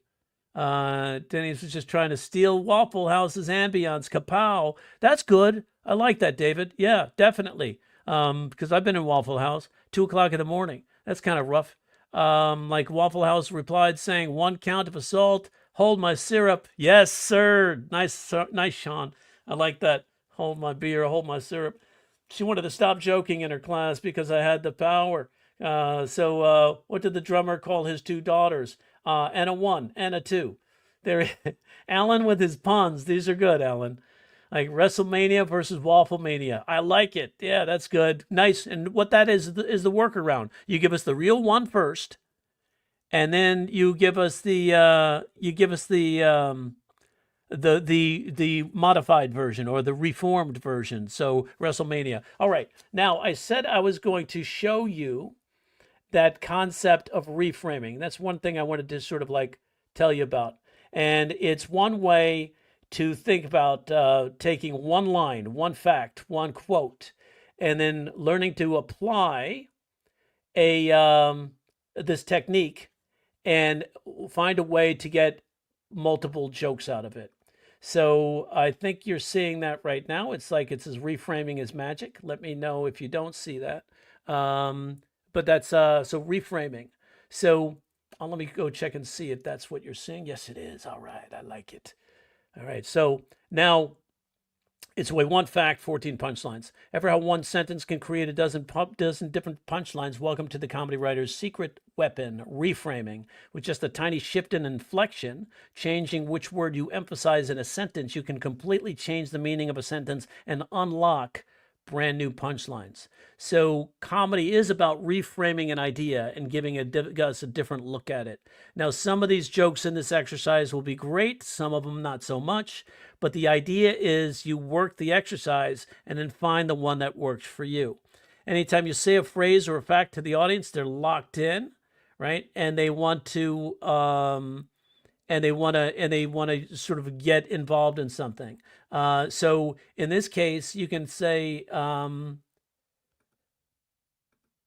so it's like, let's say, so what's it say? Don't forget, it's important to be in.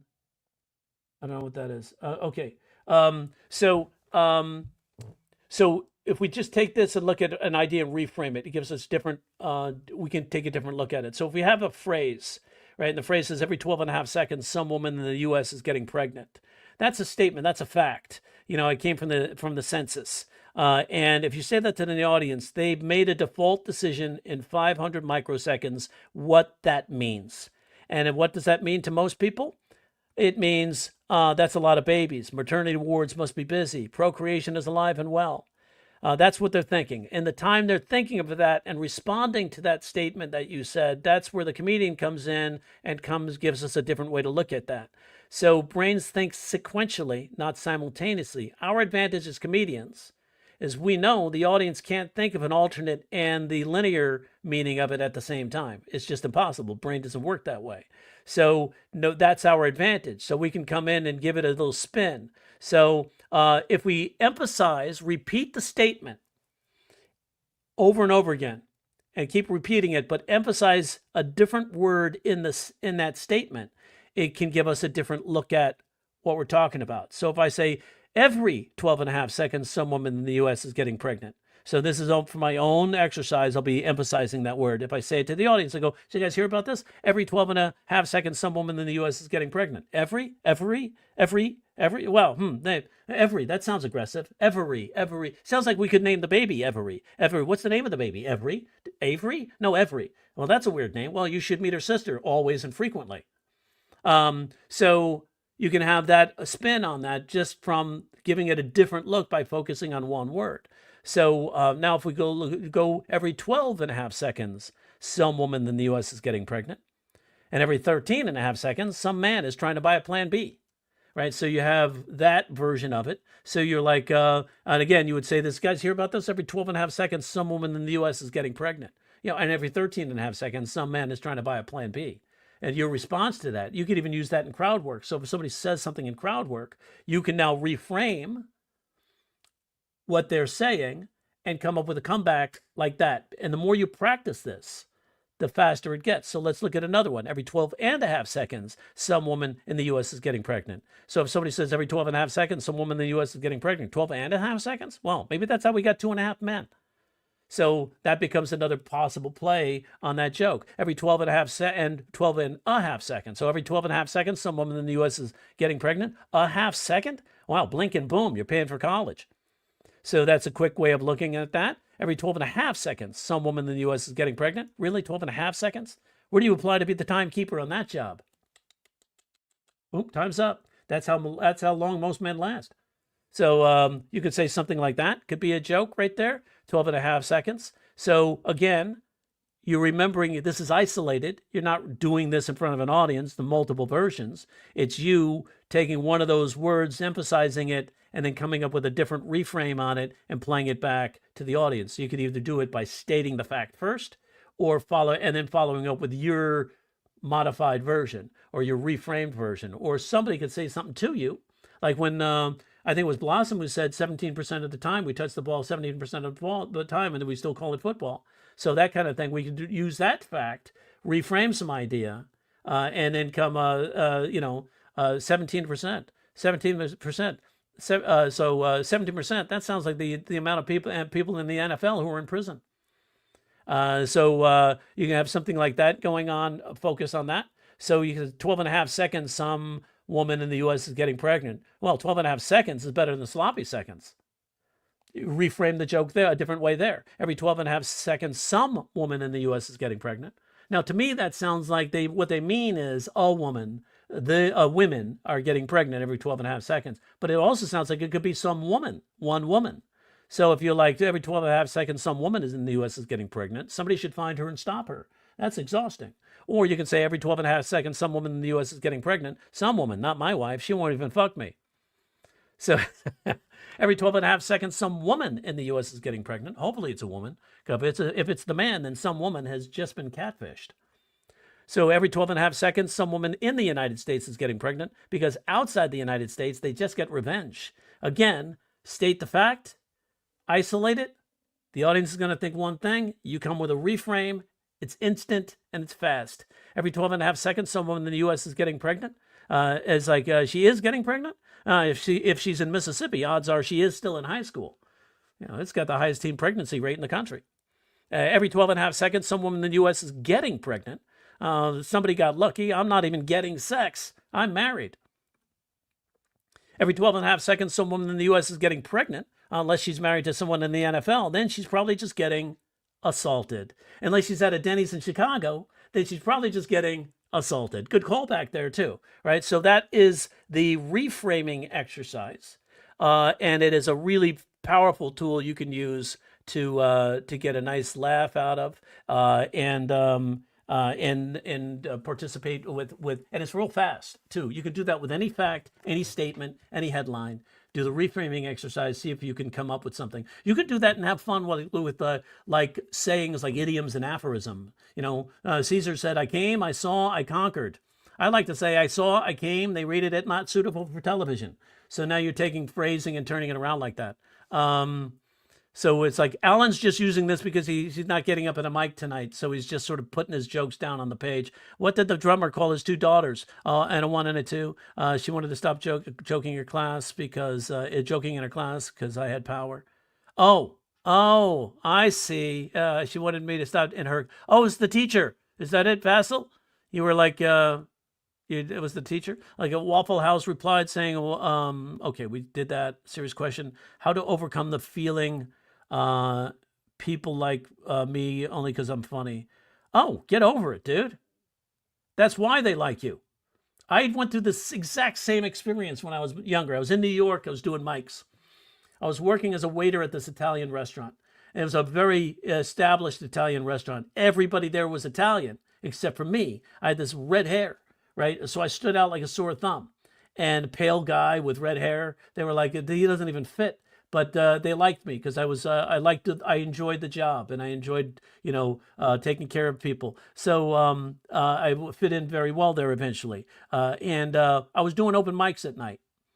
And I go do the open mic. Nobody would look twice at me when I walked in the door. But I'd get up on stage and do 10 minutes. I'd get done, and now everybody wanted to talk to me, especially ladies, right? And I would use my comedy to flirt because I was very shy.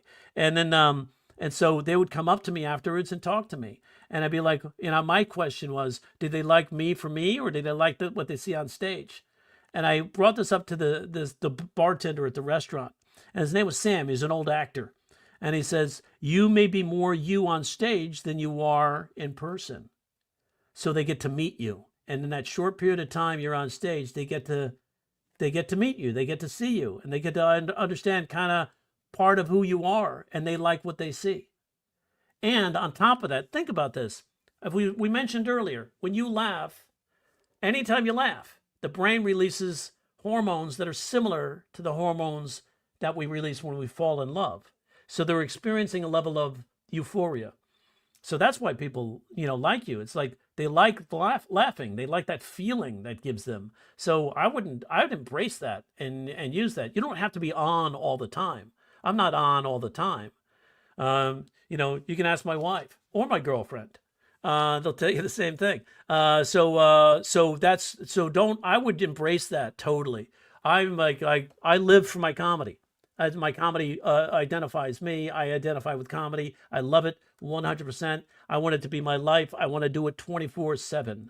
Right? I don't do it 24/7 because it would annoy people. But I'm always humorous, and I always try to use humor to deal with tough situations. Like I'm getting a divorce and I'm writing jokes. That's how we stay sane. That's how we cope, right? In stressful situations. Writing jokes is a better way than shooting up the place, right? If I was making a sandwich, I got done at the Comedy Store, came home late and making a sandwich, and I put the mayonnaise on one side and the mustard, and the bread fell and face down on the floor.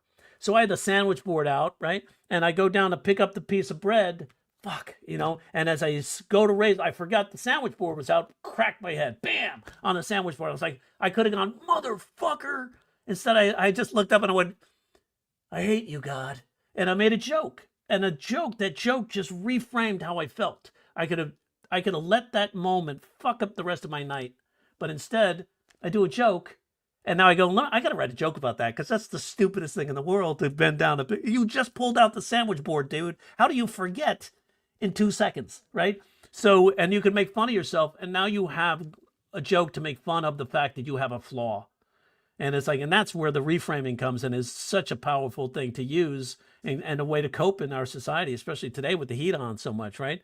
So that's a great question. I really like that question. David said Denny's was just, that Kapow was there. There's another one. Let's see if some other ones. Chicago lady that was arrested for assaulting Denny's waitress for not allowing her family to share all-you-can-eat pancakes. Waffle House stated that that's just an average Monday.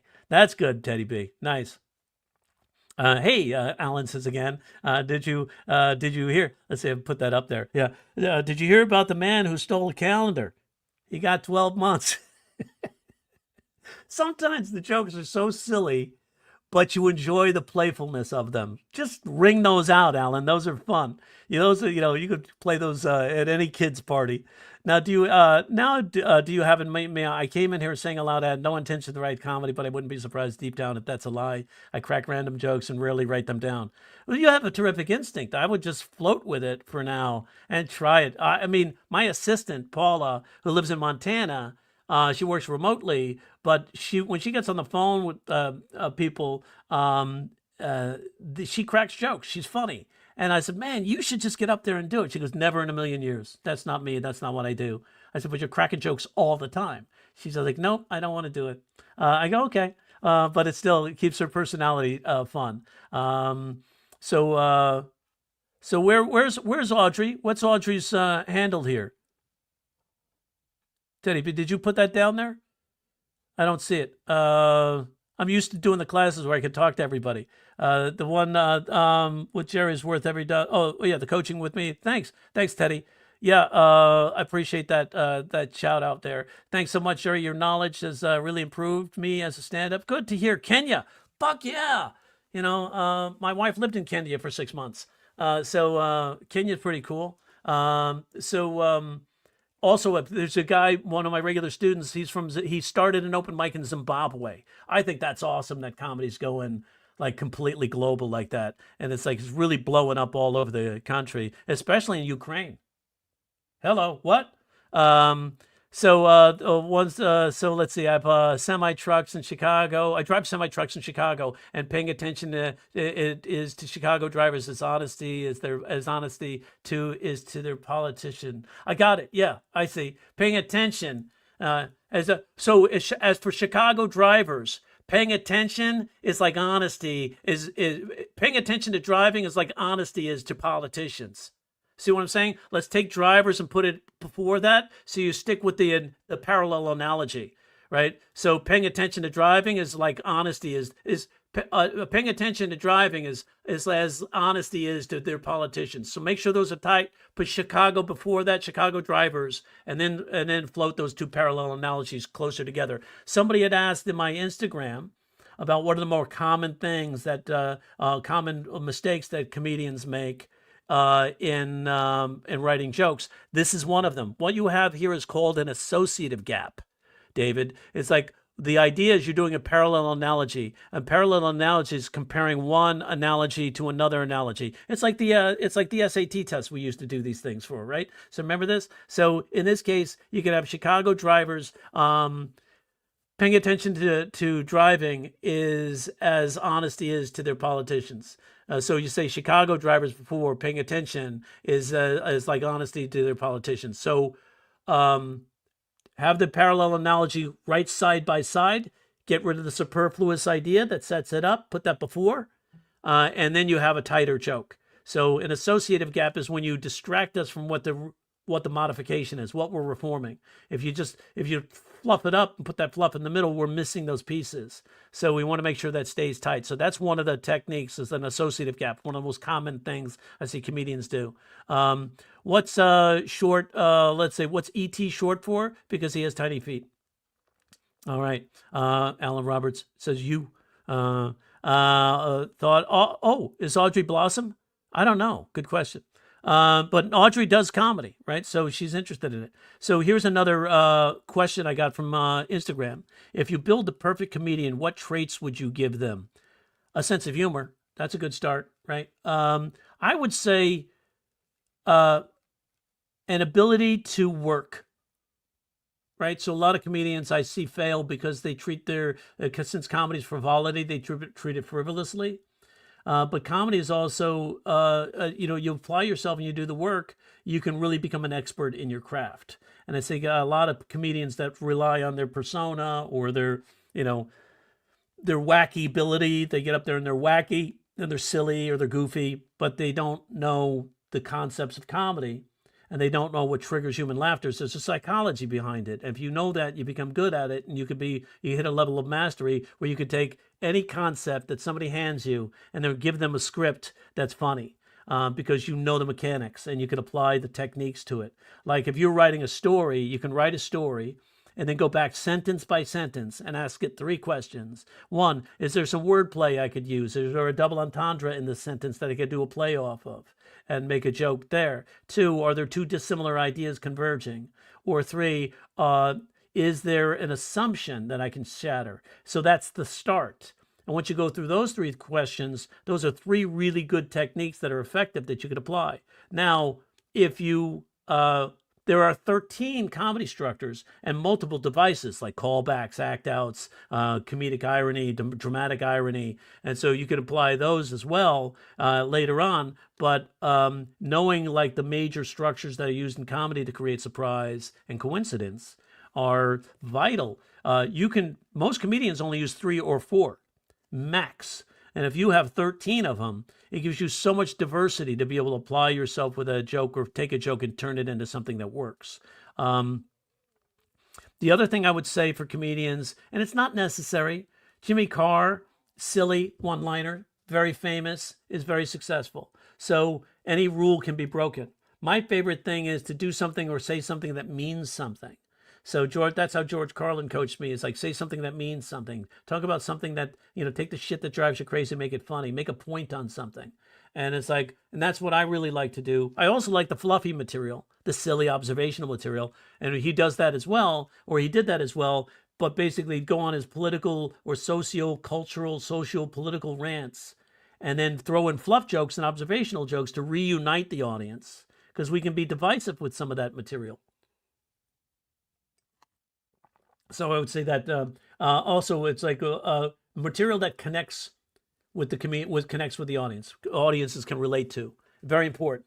A lot of people start with something so existential that we don't care about it. If we don't care, why should we listen? So in that case, like, make sure if you listen to Jim Gaffigan, Louis C.K., Bill Burr, Dave Chappelle, even Patrice O'Neill back in the day, when Patrice was still alive, it's like they're funny, they're brilliant, but they're also talking about things we can all relate to. CK doesn't just do jokes out of the blue. He does jokes that he talks about kids and sex and relationships and observations so that we all understand. He doesn't come out of the blue with something so original that nobody knows what he's talking about, right? So don't be careful of paralyzing yourself by being too original, because if we can't relate to it, we don't care. So it's one of those things too. I would say that those are the traits I would look for in a comedian. Um, but then again, with Nate Bargatze, Bargatze is a guy that doesn't have a laugh every 18 to 20 seconds. But he still made 87.5 million. So very successful. Another question was, let's see if I pop this on the screen here. It's like, what are the most common? I think we could do that, right? Let's pop it out there. So we slide down to that. So this one say, what are the most common mistakes made by beginners? We covered one earlier, right? And that was the associative gap. Another thing is like not taking time to give us the context of the setup, not spending enough time on the setup. Like if you go back and you look at Johnny Carson, the way he delivered jokes, definitely old school, but the way he would deliver a joke was so you knew exactly what the setup was. So when you hit that punchline, there was no doubt what the information is. I see people go so fast with their setups, the audience doesn't have time to participate. They can't get into it. And if we can't get into it, why should we care? So in this case, you just make sure your setups are saying something important. So please listen to Jerry over me if he comments on it too, LOL. No, Blossom, everybody has a unique insight, right? So I could never have the same experience as you have, and you might have an insight that I don't see, and I think that's always valuable too. And obviously Martel did enjoy that insight you had. So one of the most common mistakes we make is like we talk too fast. We don't allow the audience a chance to process what we said. And it's like important that we take our time and make sure that the setup is clear. So the associative gap, not taking time with the setup and talking about something that's not relatable. The other thing I see that they make mistakes with is they forget they're doing a joke and they forget what a joke is. A joke is we're taking something and making fun of it, right? Some people say it's a veiled attack, right? I prefer the term making fun of it because attack is kind of a little too mean in a sense. So it's like, but if we forget what we're making fun of, then a lot of times we're just doing a joke for the sake of a joke and it loses its meaning. So you got to, make sure you know what your target is, know what you're making fun of. Am I making fun of the teacher in this joke? Am I making fun of the pancakes in this joke? Am I making fun of the waitress in this joke? Am I making fun of the customer in this joke? Am I making fun of Denny's in this joke? So it's like, am I making fun of Chicago? I guess in Chicago, it's Chicago Denny's. The eggs aren't the only things getting beaten. So you're making fun of the idea that Chicago is one of the most violent cities in the country. So in that case, I know what I'm making fun of. So I think that's one of the things that I think where people do one of the more common mistakes. And they make the mistake of punching down. If you're a man and you make fun of a woman without reason or recourse, we don't understand why. Are you punching up or punching down? You're punching down. And there's no reason to do that because we don't know her yet. There's no reason to make fun of the woman. That's why if I'm going to make fun of an ex or make fun of a woman, I give it some context to make her the antagonist. I'll say, my ex who cheated on me. My ex who cheated on me called me on Halloween. She's like, Jerry, I don't know what to pretend to be for Halloween. I said, why don't you just dress normally and pretend to be in a committed relationship? So now we know what we're making fun of. And we're using a technique called the mirrored phrase to get to the punchline. So, and that way that works. So let's see, how can I get rid of that? Let me escape out of there. And I hide that comment. What's another thing that question that people might have? Phrase like, which joke pattern do you think is the underutilized? I think the most underutilized joke structure is phrase pairing and mirrored phrase. So, which are two tools you can use. In fact, phrase pairing, I've been recording every monologue that Jimmy Fallon has done since he got on the air. And he's never used that structure, and it's a very powerful structure. And when I wrote a joke on The Tonight Show, and it went like this. Presidents Obama, Clinton, and Bush got together to raise money for the earthquake victims in Haiti, but they're going under the pseudonyms of Hope, Grope, and Dope. Now, that joke got a lot of laughs, right? It got applause. because of the layers that are involved in there. Not only do you have a coincidental connection between single syllable words tying into each president's persona or in their how we think of them, right? Their attitude or the relationships with themselves. So you have like hope, grope, and dope. Like hope tied into Obama. That was on all his voting posters. You remember that? You have grope, Bill Clinton with the philandering and Monica Lewinsky. And you have dope, which was George W. Bush, because they even had a calendar out of 365 different things, dumb things that Bush said, and it's like he was always saying silly, dumb stuff, so it's like, so it actually, and they rhyme, right? So what a coincidence. You have rhyme, the coincidental tie-in of the three descriptive words based on their attitudes or their reputations, and then it's like, and that matches perfectly. So that's called phrase pairing, where you're pairing phrases with other ones. And never seen them do a joke like that or use that technique on that show. And I think one of the reasons is when Jimmy Fallon started, they brought writers over from Saturday Night Live. Those are improv writers. They don't know those structures. The old joke writers know, some of them know these types of structures, and these are very effective to get a big pop, big laugh. So I'd say the phrase pairing is an underused technique, and mirrored phrase. A mirrored phrase is one I shared with you, is like you say what they're saying and then you change the ending. So it works like this. If they say something, you repeat their words and then change the ending. All right. So the reason why we do that, once you repeat their words, the listener's brain automatically decides you're going to say the same exact thing you said the first time. Two different versions of this. When Brian Kiley does a joke, he says a joke. My wife and I have been married about 20 years. Brian Kiley was Conan O'Brien's head writer for many years, does stand up. He just did a dry bar special. Now, Brian says, my wife and I have been married about 20 years, but there's still that tension between her father and me. He's always giving me a look like, I know you're having sex with my daughter. And I'm always giving him a look like, barely.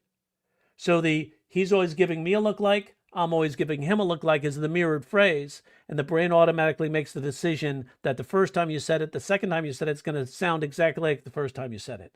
So that really shatters that assumption. It's acute in its surprise. So that's one way to do that. Anthony Jeselnik does another version of that joke. He says, staying at my girlfriend's over the holidays, and their dad won't let us sleep in the same room.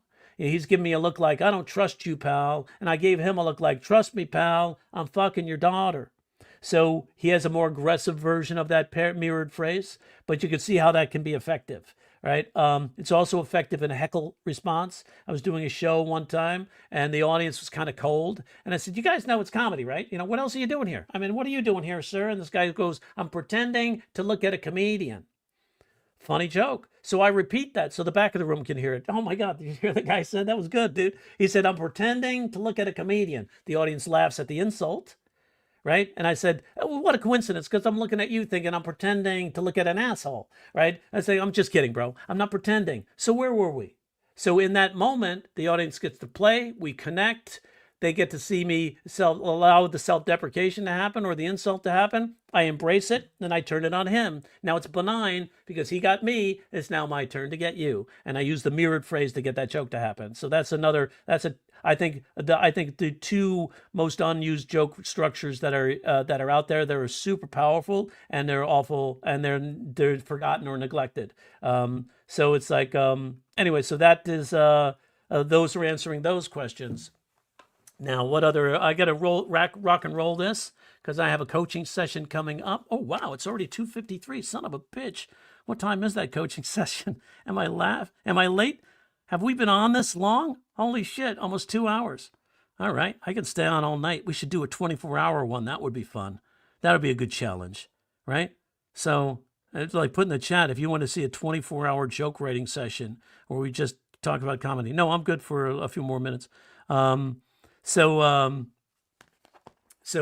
let's see. So what? Now let's see what that comment was too, Blossom. Martel says, I can't help to feel it would be better if the last two sentences were swapped out to find out she's an amputee last, but that's just my opinion. Oh, that's all right. She's really helping. Where is that joke here? Martel, I recently went on a blind date. Lovely woman, very sweet. She was an amputee who sold guns. I said,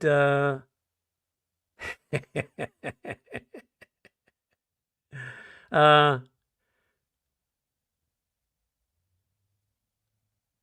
so maybe I don't know. It's a good one to test on the swap, right? That could play both ways. So especially if you let us know when you say amputee, where is she? What does she have amputated? Legs, arms? So because if I see if she has no legs, then I could see arms dealer, right? She deals with her arms. That could be a play on that. Or if she is like if she's a quadriplegic, no arms, no legs, then her name should be Bob, right? If you throw her in the water, what is that old joke? Or we put her on the wall, call her Art. What is an amputee who sold guns? She was an amputee who sold guns. And it's like, yeah, no legs, right? So I guess she was an arms dealer. That could be one way to deliver that joke. Yeah. So Blossom, a good, really good insight to give him an opportunity to look at that joke in a different way. So I like it. That's good work. Nice suggestion. I would say that's quality advice. So I thought Handle Blossom is Audrey. Oh, I guess I don't think it's Audrey. Yeah, and she would let herself know. She likes to be known that if she's in the room. Um, so thanks, Alan. I appreciate it. Have a good day, man. I'd have some coffee with you, and that would be a fun sit down. We'd probably spit our coffee all over the table, laughing at silly jokes. Anyway, I want a blind date. She happen to be an arms dealer. Oh yeah, give us that description. We got to see that amputee. Like she had no legs, right? So it's like I'm guessing she's an arms dealer. That could be a way to do it. Or she's like, I was like, wow, it looks like she's an art. She was she happened to be an arms dealer. I'm guessing that because she had no legs. That could be fun. But I think as you can see playfulness you could have with that. I would try it both ways and test it in front of the audience because that's one of those jokes. It's kind of like a swap out, right? Because it's funny either way. The coincidence of being an arms dealer because she was an amputee, or the shock and the surprise of being an amputee being the punch, it could work either way. In that case, 3 bowls of Albert B spaghetti. I had the biggest vowel movement of my life. Alphabet spaghetti. I had the biggest bowel movement of my life. Got it. Let's see. A fat psychic, fortune teller. Nice. I like that wordplay. Silly, fun. This is good. All right, I'm going to wrap up now. If anybody has any other questions that really they're burning. And Amir said, I can't recommend the a la cartes enough. That's what we do. It's like every Monday. I've done this since the pandemic, right? I started doing the a la cartes. I wanted people to have a place they can go to keep their chops up in writing. So it's comedy writing a la carte. And we do this every Monday. We pick a topic, and usually the topics are suggested by the people who attend the classes. And we dig down, for 3 hours. We write like a certain comedian. We learn the techniques they use, or we take on a structure and really dig deep in it. Like in the reverse, we show different ways. That reforming technique is a really fast way to get quick. So if you want to do something and stay accountable to your writing, then there's nothing like that a la carte class. It's a really cool community. We all laugh, we support each other, and you should see the creativity that blazes in that chat. Everybody's tagging each other's jokes. It's really fun. You learn a lot. 24 writing live stream. That means 12 women will be getting pregnant during your show. Really good math, Mandy. You're awesome. That's so cool. Right? It's like, you did that. You got out the calculator, 12 and a half seconds. That's multiplied by 24 hours. That's funny. That's real quick math. Or you just came up with the number and it sounds right. Imposter syndrome. Yes, Eric. Yeah. How do you get over imposter? That's a great question. I know some people in here have also experienced imposter syndrome. I don't belong to this. I'm not good enough. You're going to go through that. It often happens when you haven't written a joke in 3 weeks. You go, holy shit, have I been kidding people? I used to do that. And then I started making sure I wrote every day. I apply, because if I'm going to be a pro, I can't call myself a pro if I'm not applying myself to my craft. I was a musician, and I was also a professional soccer player for a very short period of time. And we practiced every day. And as a musician, practiced every day. And I have friends I got a friend who sits principal chair in the New York Philharmonic, plays trumpet, and he practices 4 to 6 hours a day, every day. And I was like, wow, you practice every day still? He said, yeah, all 4 hours on the days I have lessons, 6 hours on the days I don't have lessons. I go, you still take lessons? He goes, how do you think I'm the principal trumpet player in the New York Philharmonic? Because you got to stay up on your game, right? So in this case, when you're writing every day and you start developing a level of mastery where you know you can take a joke and fix it, or take a joke and write it, take a concept and write a joke out of it, and you know that you can do that 80-90% of the time with almost any logical grouping of words, then you start feeling like you belong, feeling like you now have it. Just doing it regularly, staying up there, knowing you're getting regular laughs, you can get over that imposter syndrome, applying yourself, learning, growing, getting into some of these Zoom rooms. If you don't have time to go out and do a mic, Teddy B's got a Zoom room where they're very supportive, testing material. At least you get the smiles and nods, the joke's working. Sometimes you get this, then the joke works, right? So you test it on the radio. If the DJ laughs, if you're on the radio, that works. A lot of comedians used to do panel. They'd get on with a Tonight Show or something like that, and they sit with the comedian, they sit with the host, and the host prompts them, by reading off their card, and they set them up for their jokes. So that's the way we test jokes. But here, when you know you're getting consistent laughs from your audience, that helps with the imposter syndrome. So the more you do it regularly and consistently, that imposter syndrome just starts to fade. You still want to stay humble. You still want to keep the idea, the audience makes the final decision, on your joke and whether it's funny. You can't outthink them all the time. They make the final decision. You've got to make sure you know your place. You can't tell the audience what's funny if they're not getting it. It's probably your delivery or your setup, and you just tweak it and figure out what it is. So I think that's part of the key there. Just keep working. Stay in groups that are supportive, right? Comedians are super insecure, and comedians won't hesitate to stab you in the back necessarily or put you down. And they're not doing it necessarily because they dislike you. They're doing it because they don't know any other way to protect their own fragile egos, right? And so they're like, oh, well, that guy sucks. He's a hack. And why do they say that? No professional worth of salt puts down another professional for no reason. And people who do are insecure, right? So let somebody explore their art. You want to try something different? Fucking do it. Like if the audience loves it, who am I to say it's wrong? Same thing with love. Who am I to say whether you should be bi, straight, queer, gay? I don't care. I don't have the credentials to judge your love, and to know stay in your lane while you're still exploring and feeling good about continuing to develop an expertise in your craft. There's nothing wrong with that, but don't let it go to your head. Anytime somebody says anything to me, like if I go to YouTube and look at some of those comments, oh my gosh, they give such nice comments. You're the GOAT. Oh shit. That says to me, I need to work harder, because I got to work harder to keep trying to put out good content to help people to get into this art form, because it is so amazing. If you do this for your life, shit, you can die happy, right? It's like, and that's how I want to die, doing a joke on stage, right? So it's like, anyway, imposter syndrome, I think everybody faces that. Amir was talking about that recently, if Amir remembers. So it's like, that's a great question. Thanks for asking. There's a sawed-off joke in there with the arms. Yes, there is. Nice, Mandy. I like that recognition. Look at that. That's a really good tag and topper idea. So thanks for getting creative and helping out. I do have a question. I realize you're past for time, so I might leave it in a comment. Let's ask it anyway. What do you think of live comedy duos are so rare?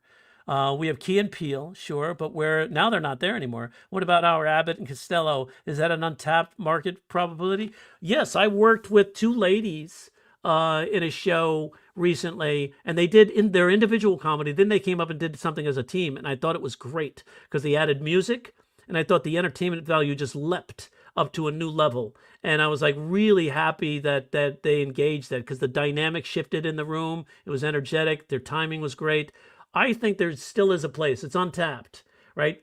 The only problem I see is like matching schedules and getting people to work on a team. It's still out there. They're called podcasts now, right? We see these podcasts, and these podcasts are becoming super popular. Shane Gillis would not be touring with packed theaters if he didn't have his podcast. The same thing with Taylor Tomlinson. She became big in the Christian comedy circuit, but then started her podcast, really developed a big following, and that's what got her famous. That podcast is your power, right? So we do think when we have duos and podcasts and people are laughing together, that's what pops that, because it gives you a chance to do that he said, she said right there in the moment. But I think I think it is an untapped market. If you have something going, bring it. I'd love to see a good duo up there. And that's the key with the duo. It has to be well rehearsed, and the well rehearsed to the point where you're performing it and it sounds completely spontaneous.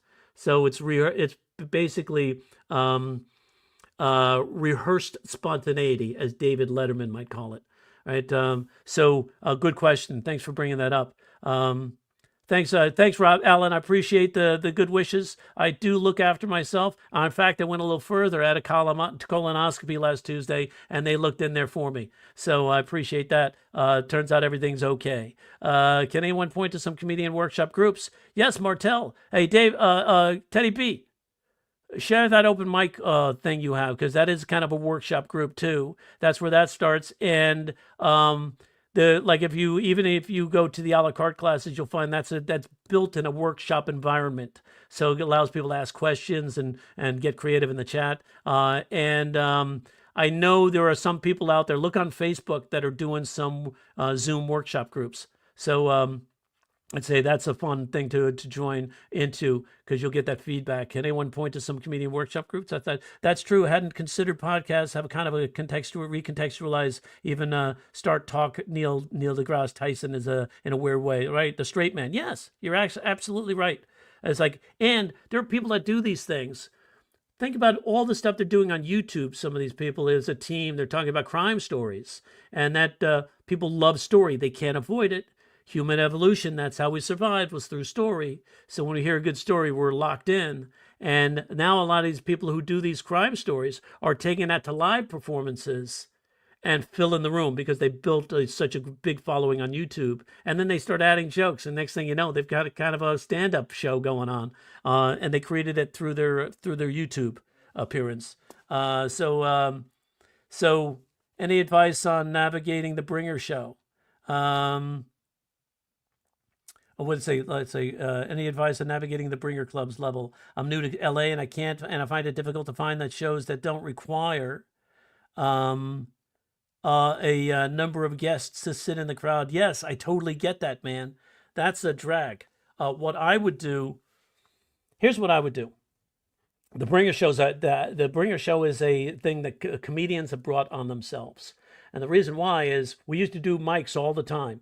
And we'd invite comedians would show up, and they'd come in, do the mic, and we had to start the mic by asking this bar or grill or whatever, if they wanted to do a comedy show, and that would bring butts in and put butts in the seats. When they say butts in the seats, they're thinking money in the till, right? And so comedians weren't doing anything. They weren't buying a beer. They weren't tipping waitresses or tipping the bartenders. They were basically freebieing, just coming in, using the place, and leaving.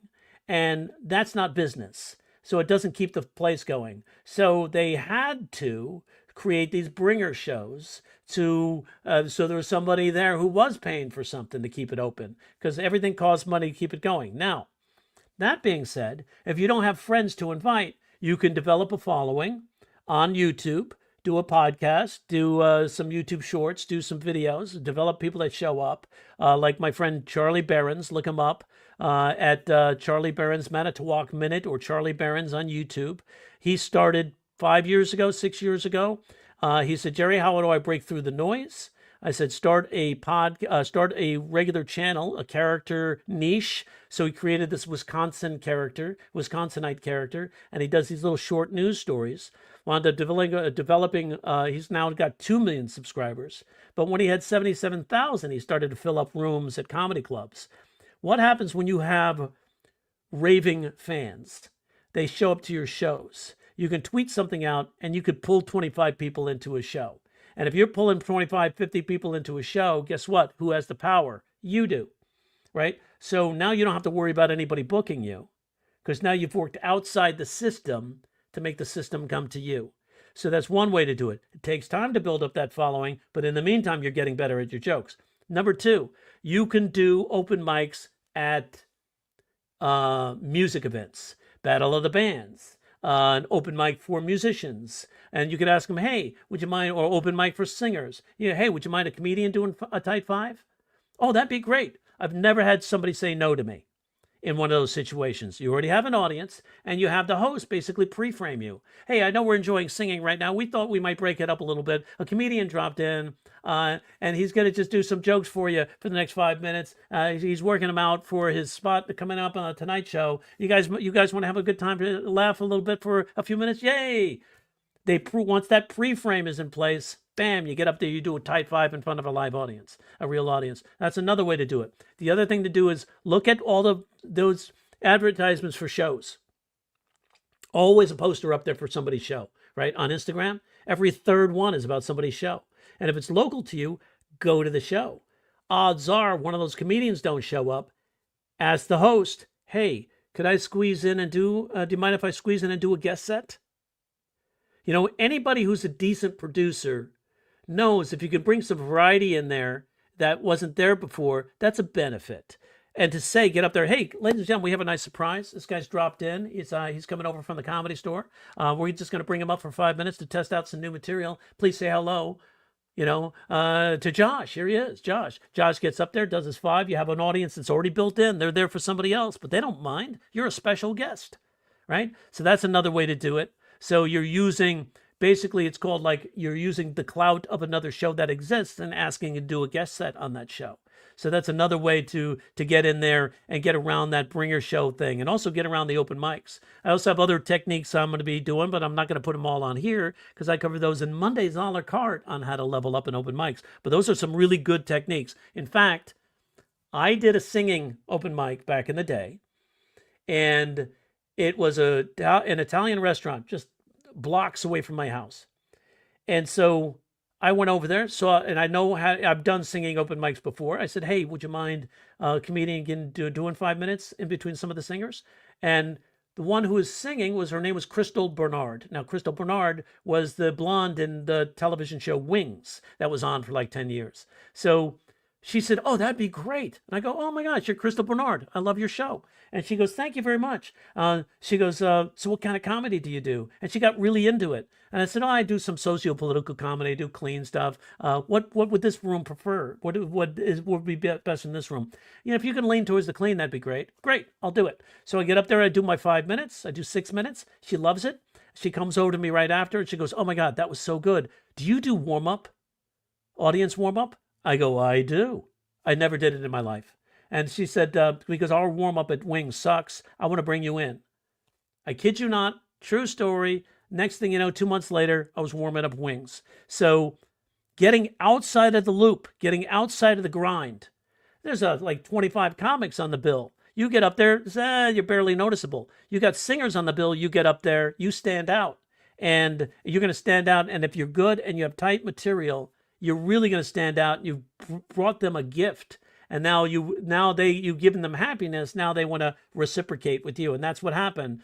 That happened in a couple of different situations. Another one, people were doing this event for gold miners, and they had the band playing. And I go, man, this band is fucking good. And I asked the guy who was running it, I said, dude, when the band goes, the band do another break? Yeah, they do another 20-minute break, a little bit. And it's like, I said, I'm a comedian. Do you mind me getting up there and doing like 10 minutes? He goes, oh, that'd be great. You do it. Like when the music starts, I'd like to keep things going with some sort of action. You know what I'm saying? That'd be fucking great. You're funny? I go, yes, sir. He goes, tell me a joke. I tell him a joke. He goes, yeah, you're funny. Yeah, I'll push you up. So I went up and do 15 minutes. I get done. The manager of the band goes, man, you're really funny. Do you ever open for bands? You go on the road? I said, all the time. Right? And he's like, it turned out it was Nickelback. This gold mining outfit hired fucking Nickelback to do this barbecue. And so next thing you know, I was out on the tour with Nickelback for 4 months. So all these weird things can happen if you just put yourself out there. I just wanted to give you that little piece, Josh. That'll help you a lot in the long run. So once you have a premise, what's your favorite question to ask yourself to tease out the funny? How can I reframe this? So it's like with that calzone from Little Caesars. You know, what if you did shine that spotlight hologram and it was a calzone? Who would show up? I could basically go through the who, what, where, why, and when and how. Use the maximum of the 5 Ws, and I ask those questions to it. And I go, what if this was in this? Like there was like the thing about that lady that had Jesus on her plates, right? She invited people over for dinner, and she had Jesus everywhere. Jesus picture. She has a plates that have face of Jesus on them, and it's like I was like even the seat cushions had Jesus on there. It's like we actually spent the night looking at Jesus while sitting on his face. So that could be funny, right? You're now gave it a whole different premise by adding a second condition. That's the other thing you could do is most jokes are about 2 dissimilar ideas.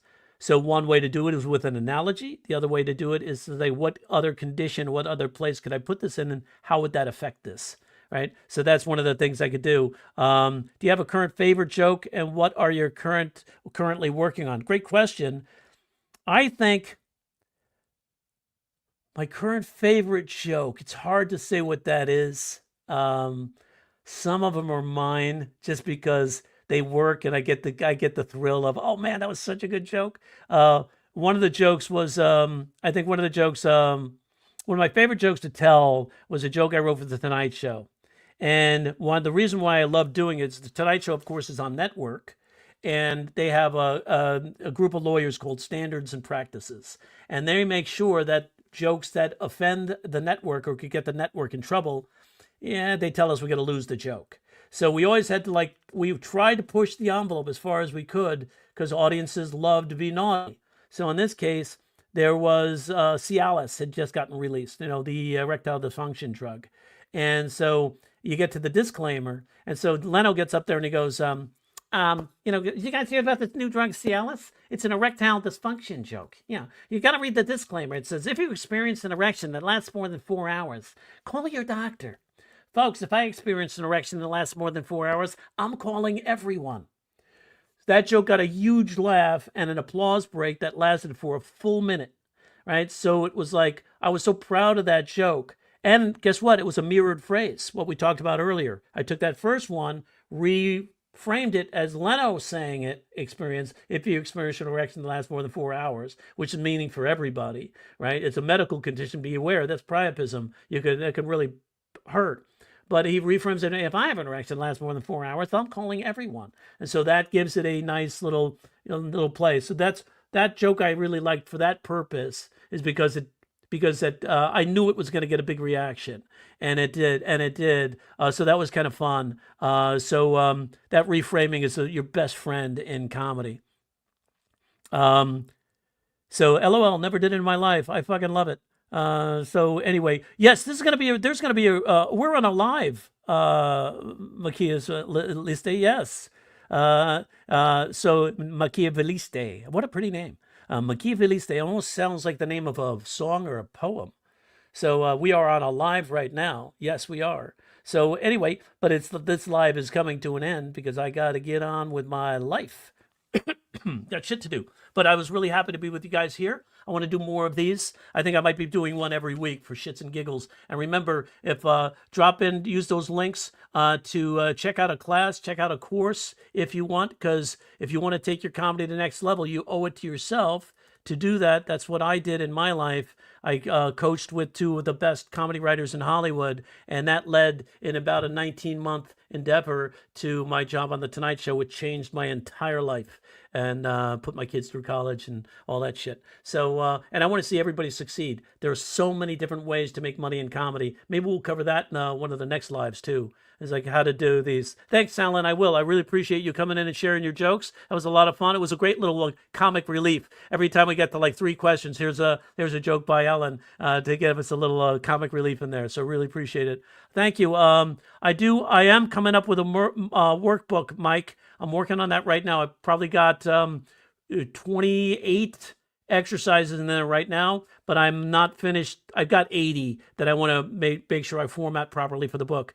So that'll be coming out again by the fall. So really appreciate you asking about that. Stay tuned on my YouTube channel because that's where I'll announce it, or Instagram, and also on my website. So guys, I appreciate you being here.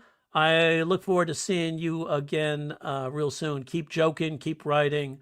Write a joke a day, write 2 jokes a day. If you're really being a pro, spend 3 hours a day writing, and that will really help your game. And use that listing technique. That's a master. All right. Take care, everybody. Goodbye. Bye. I forgot which camera to look in. That's weird. All right. Take care. Bye.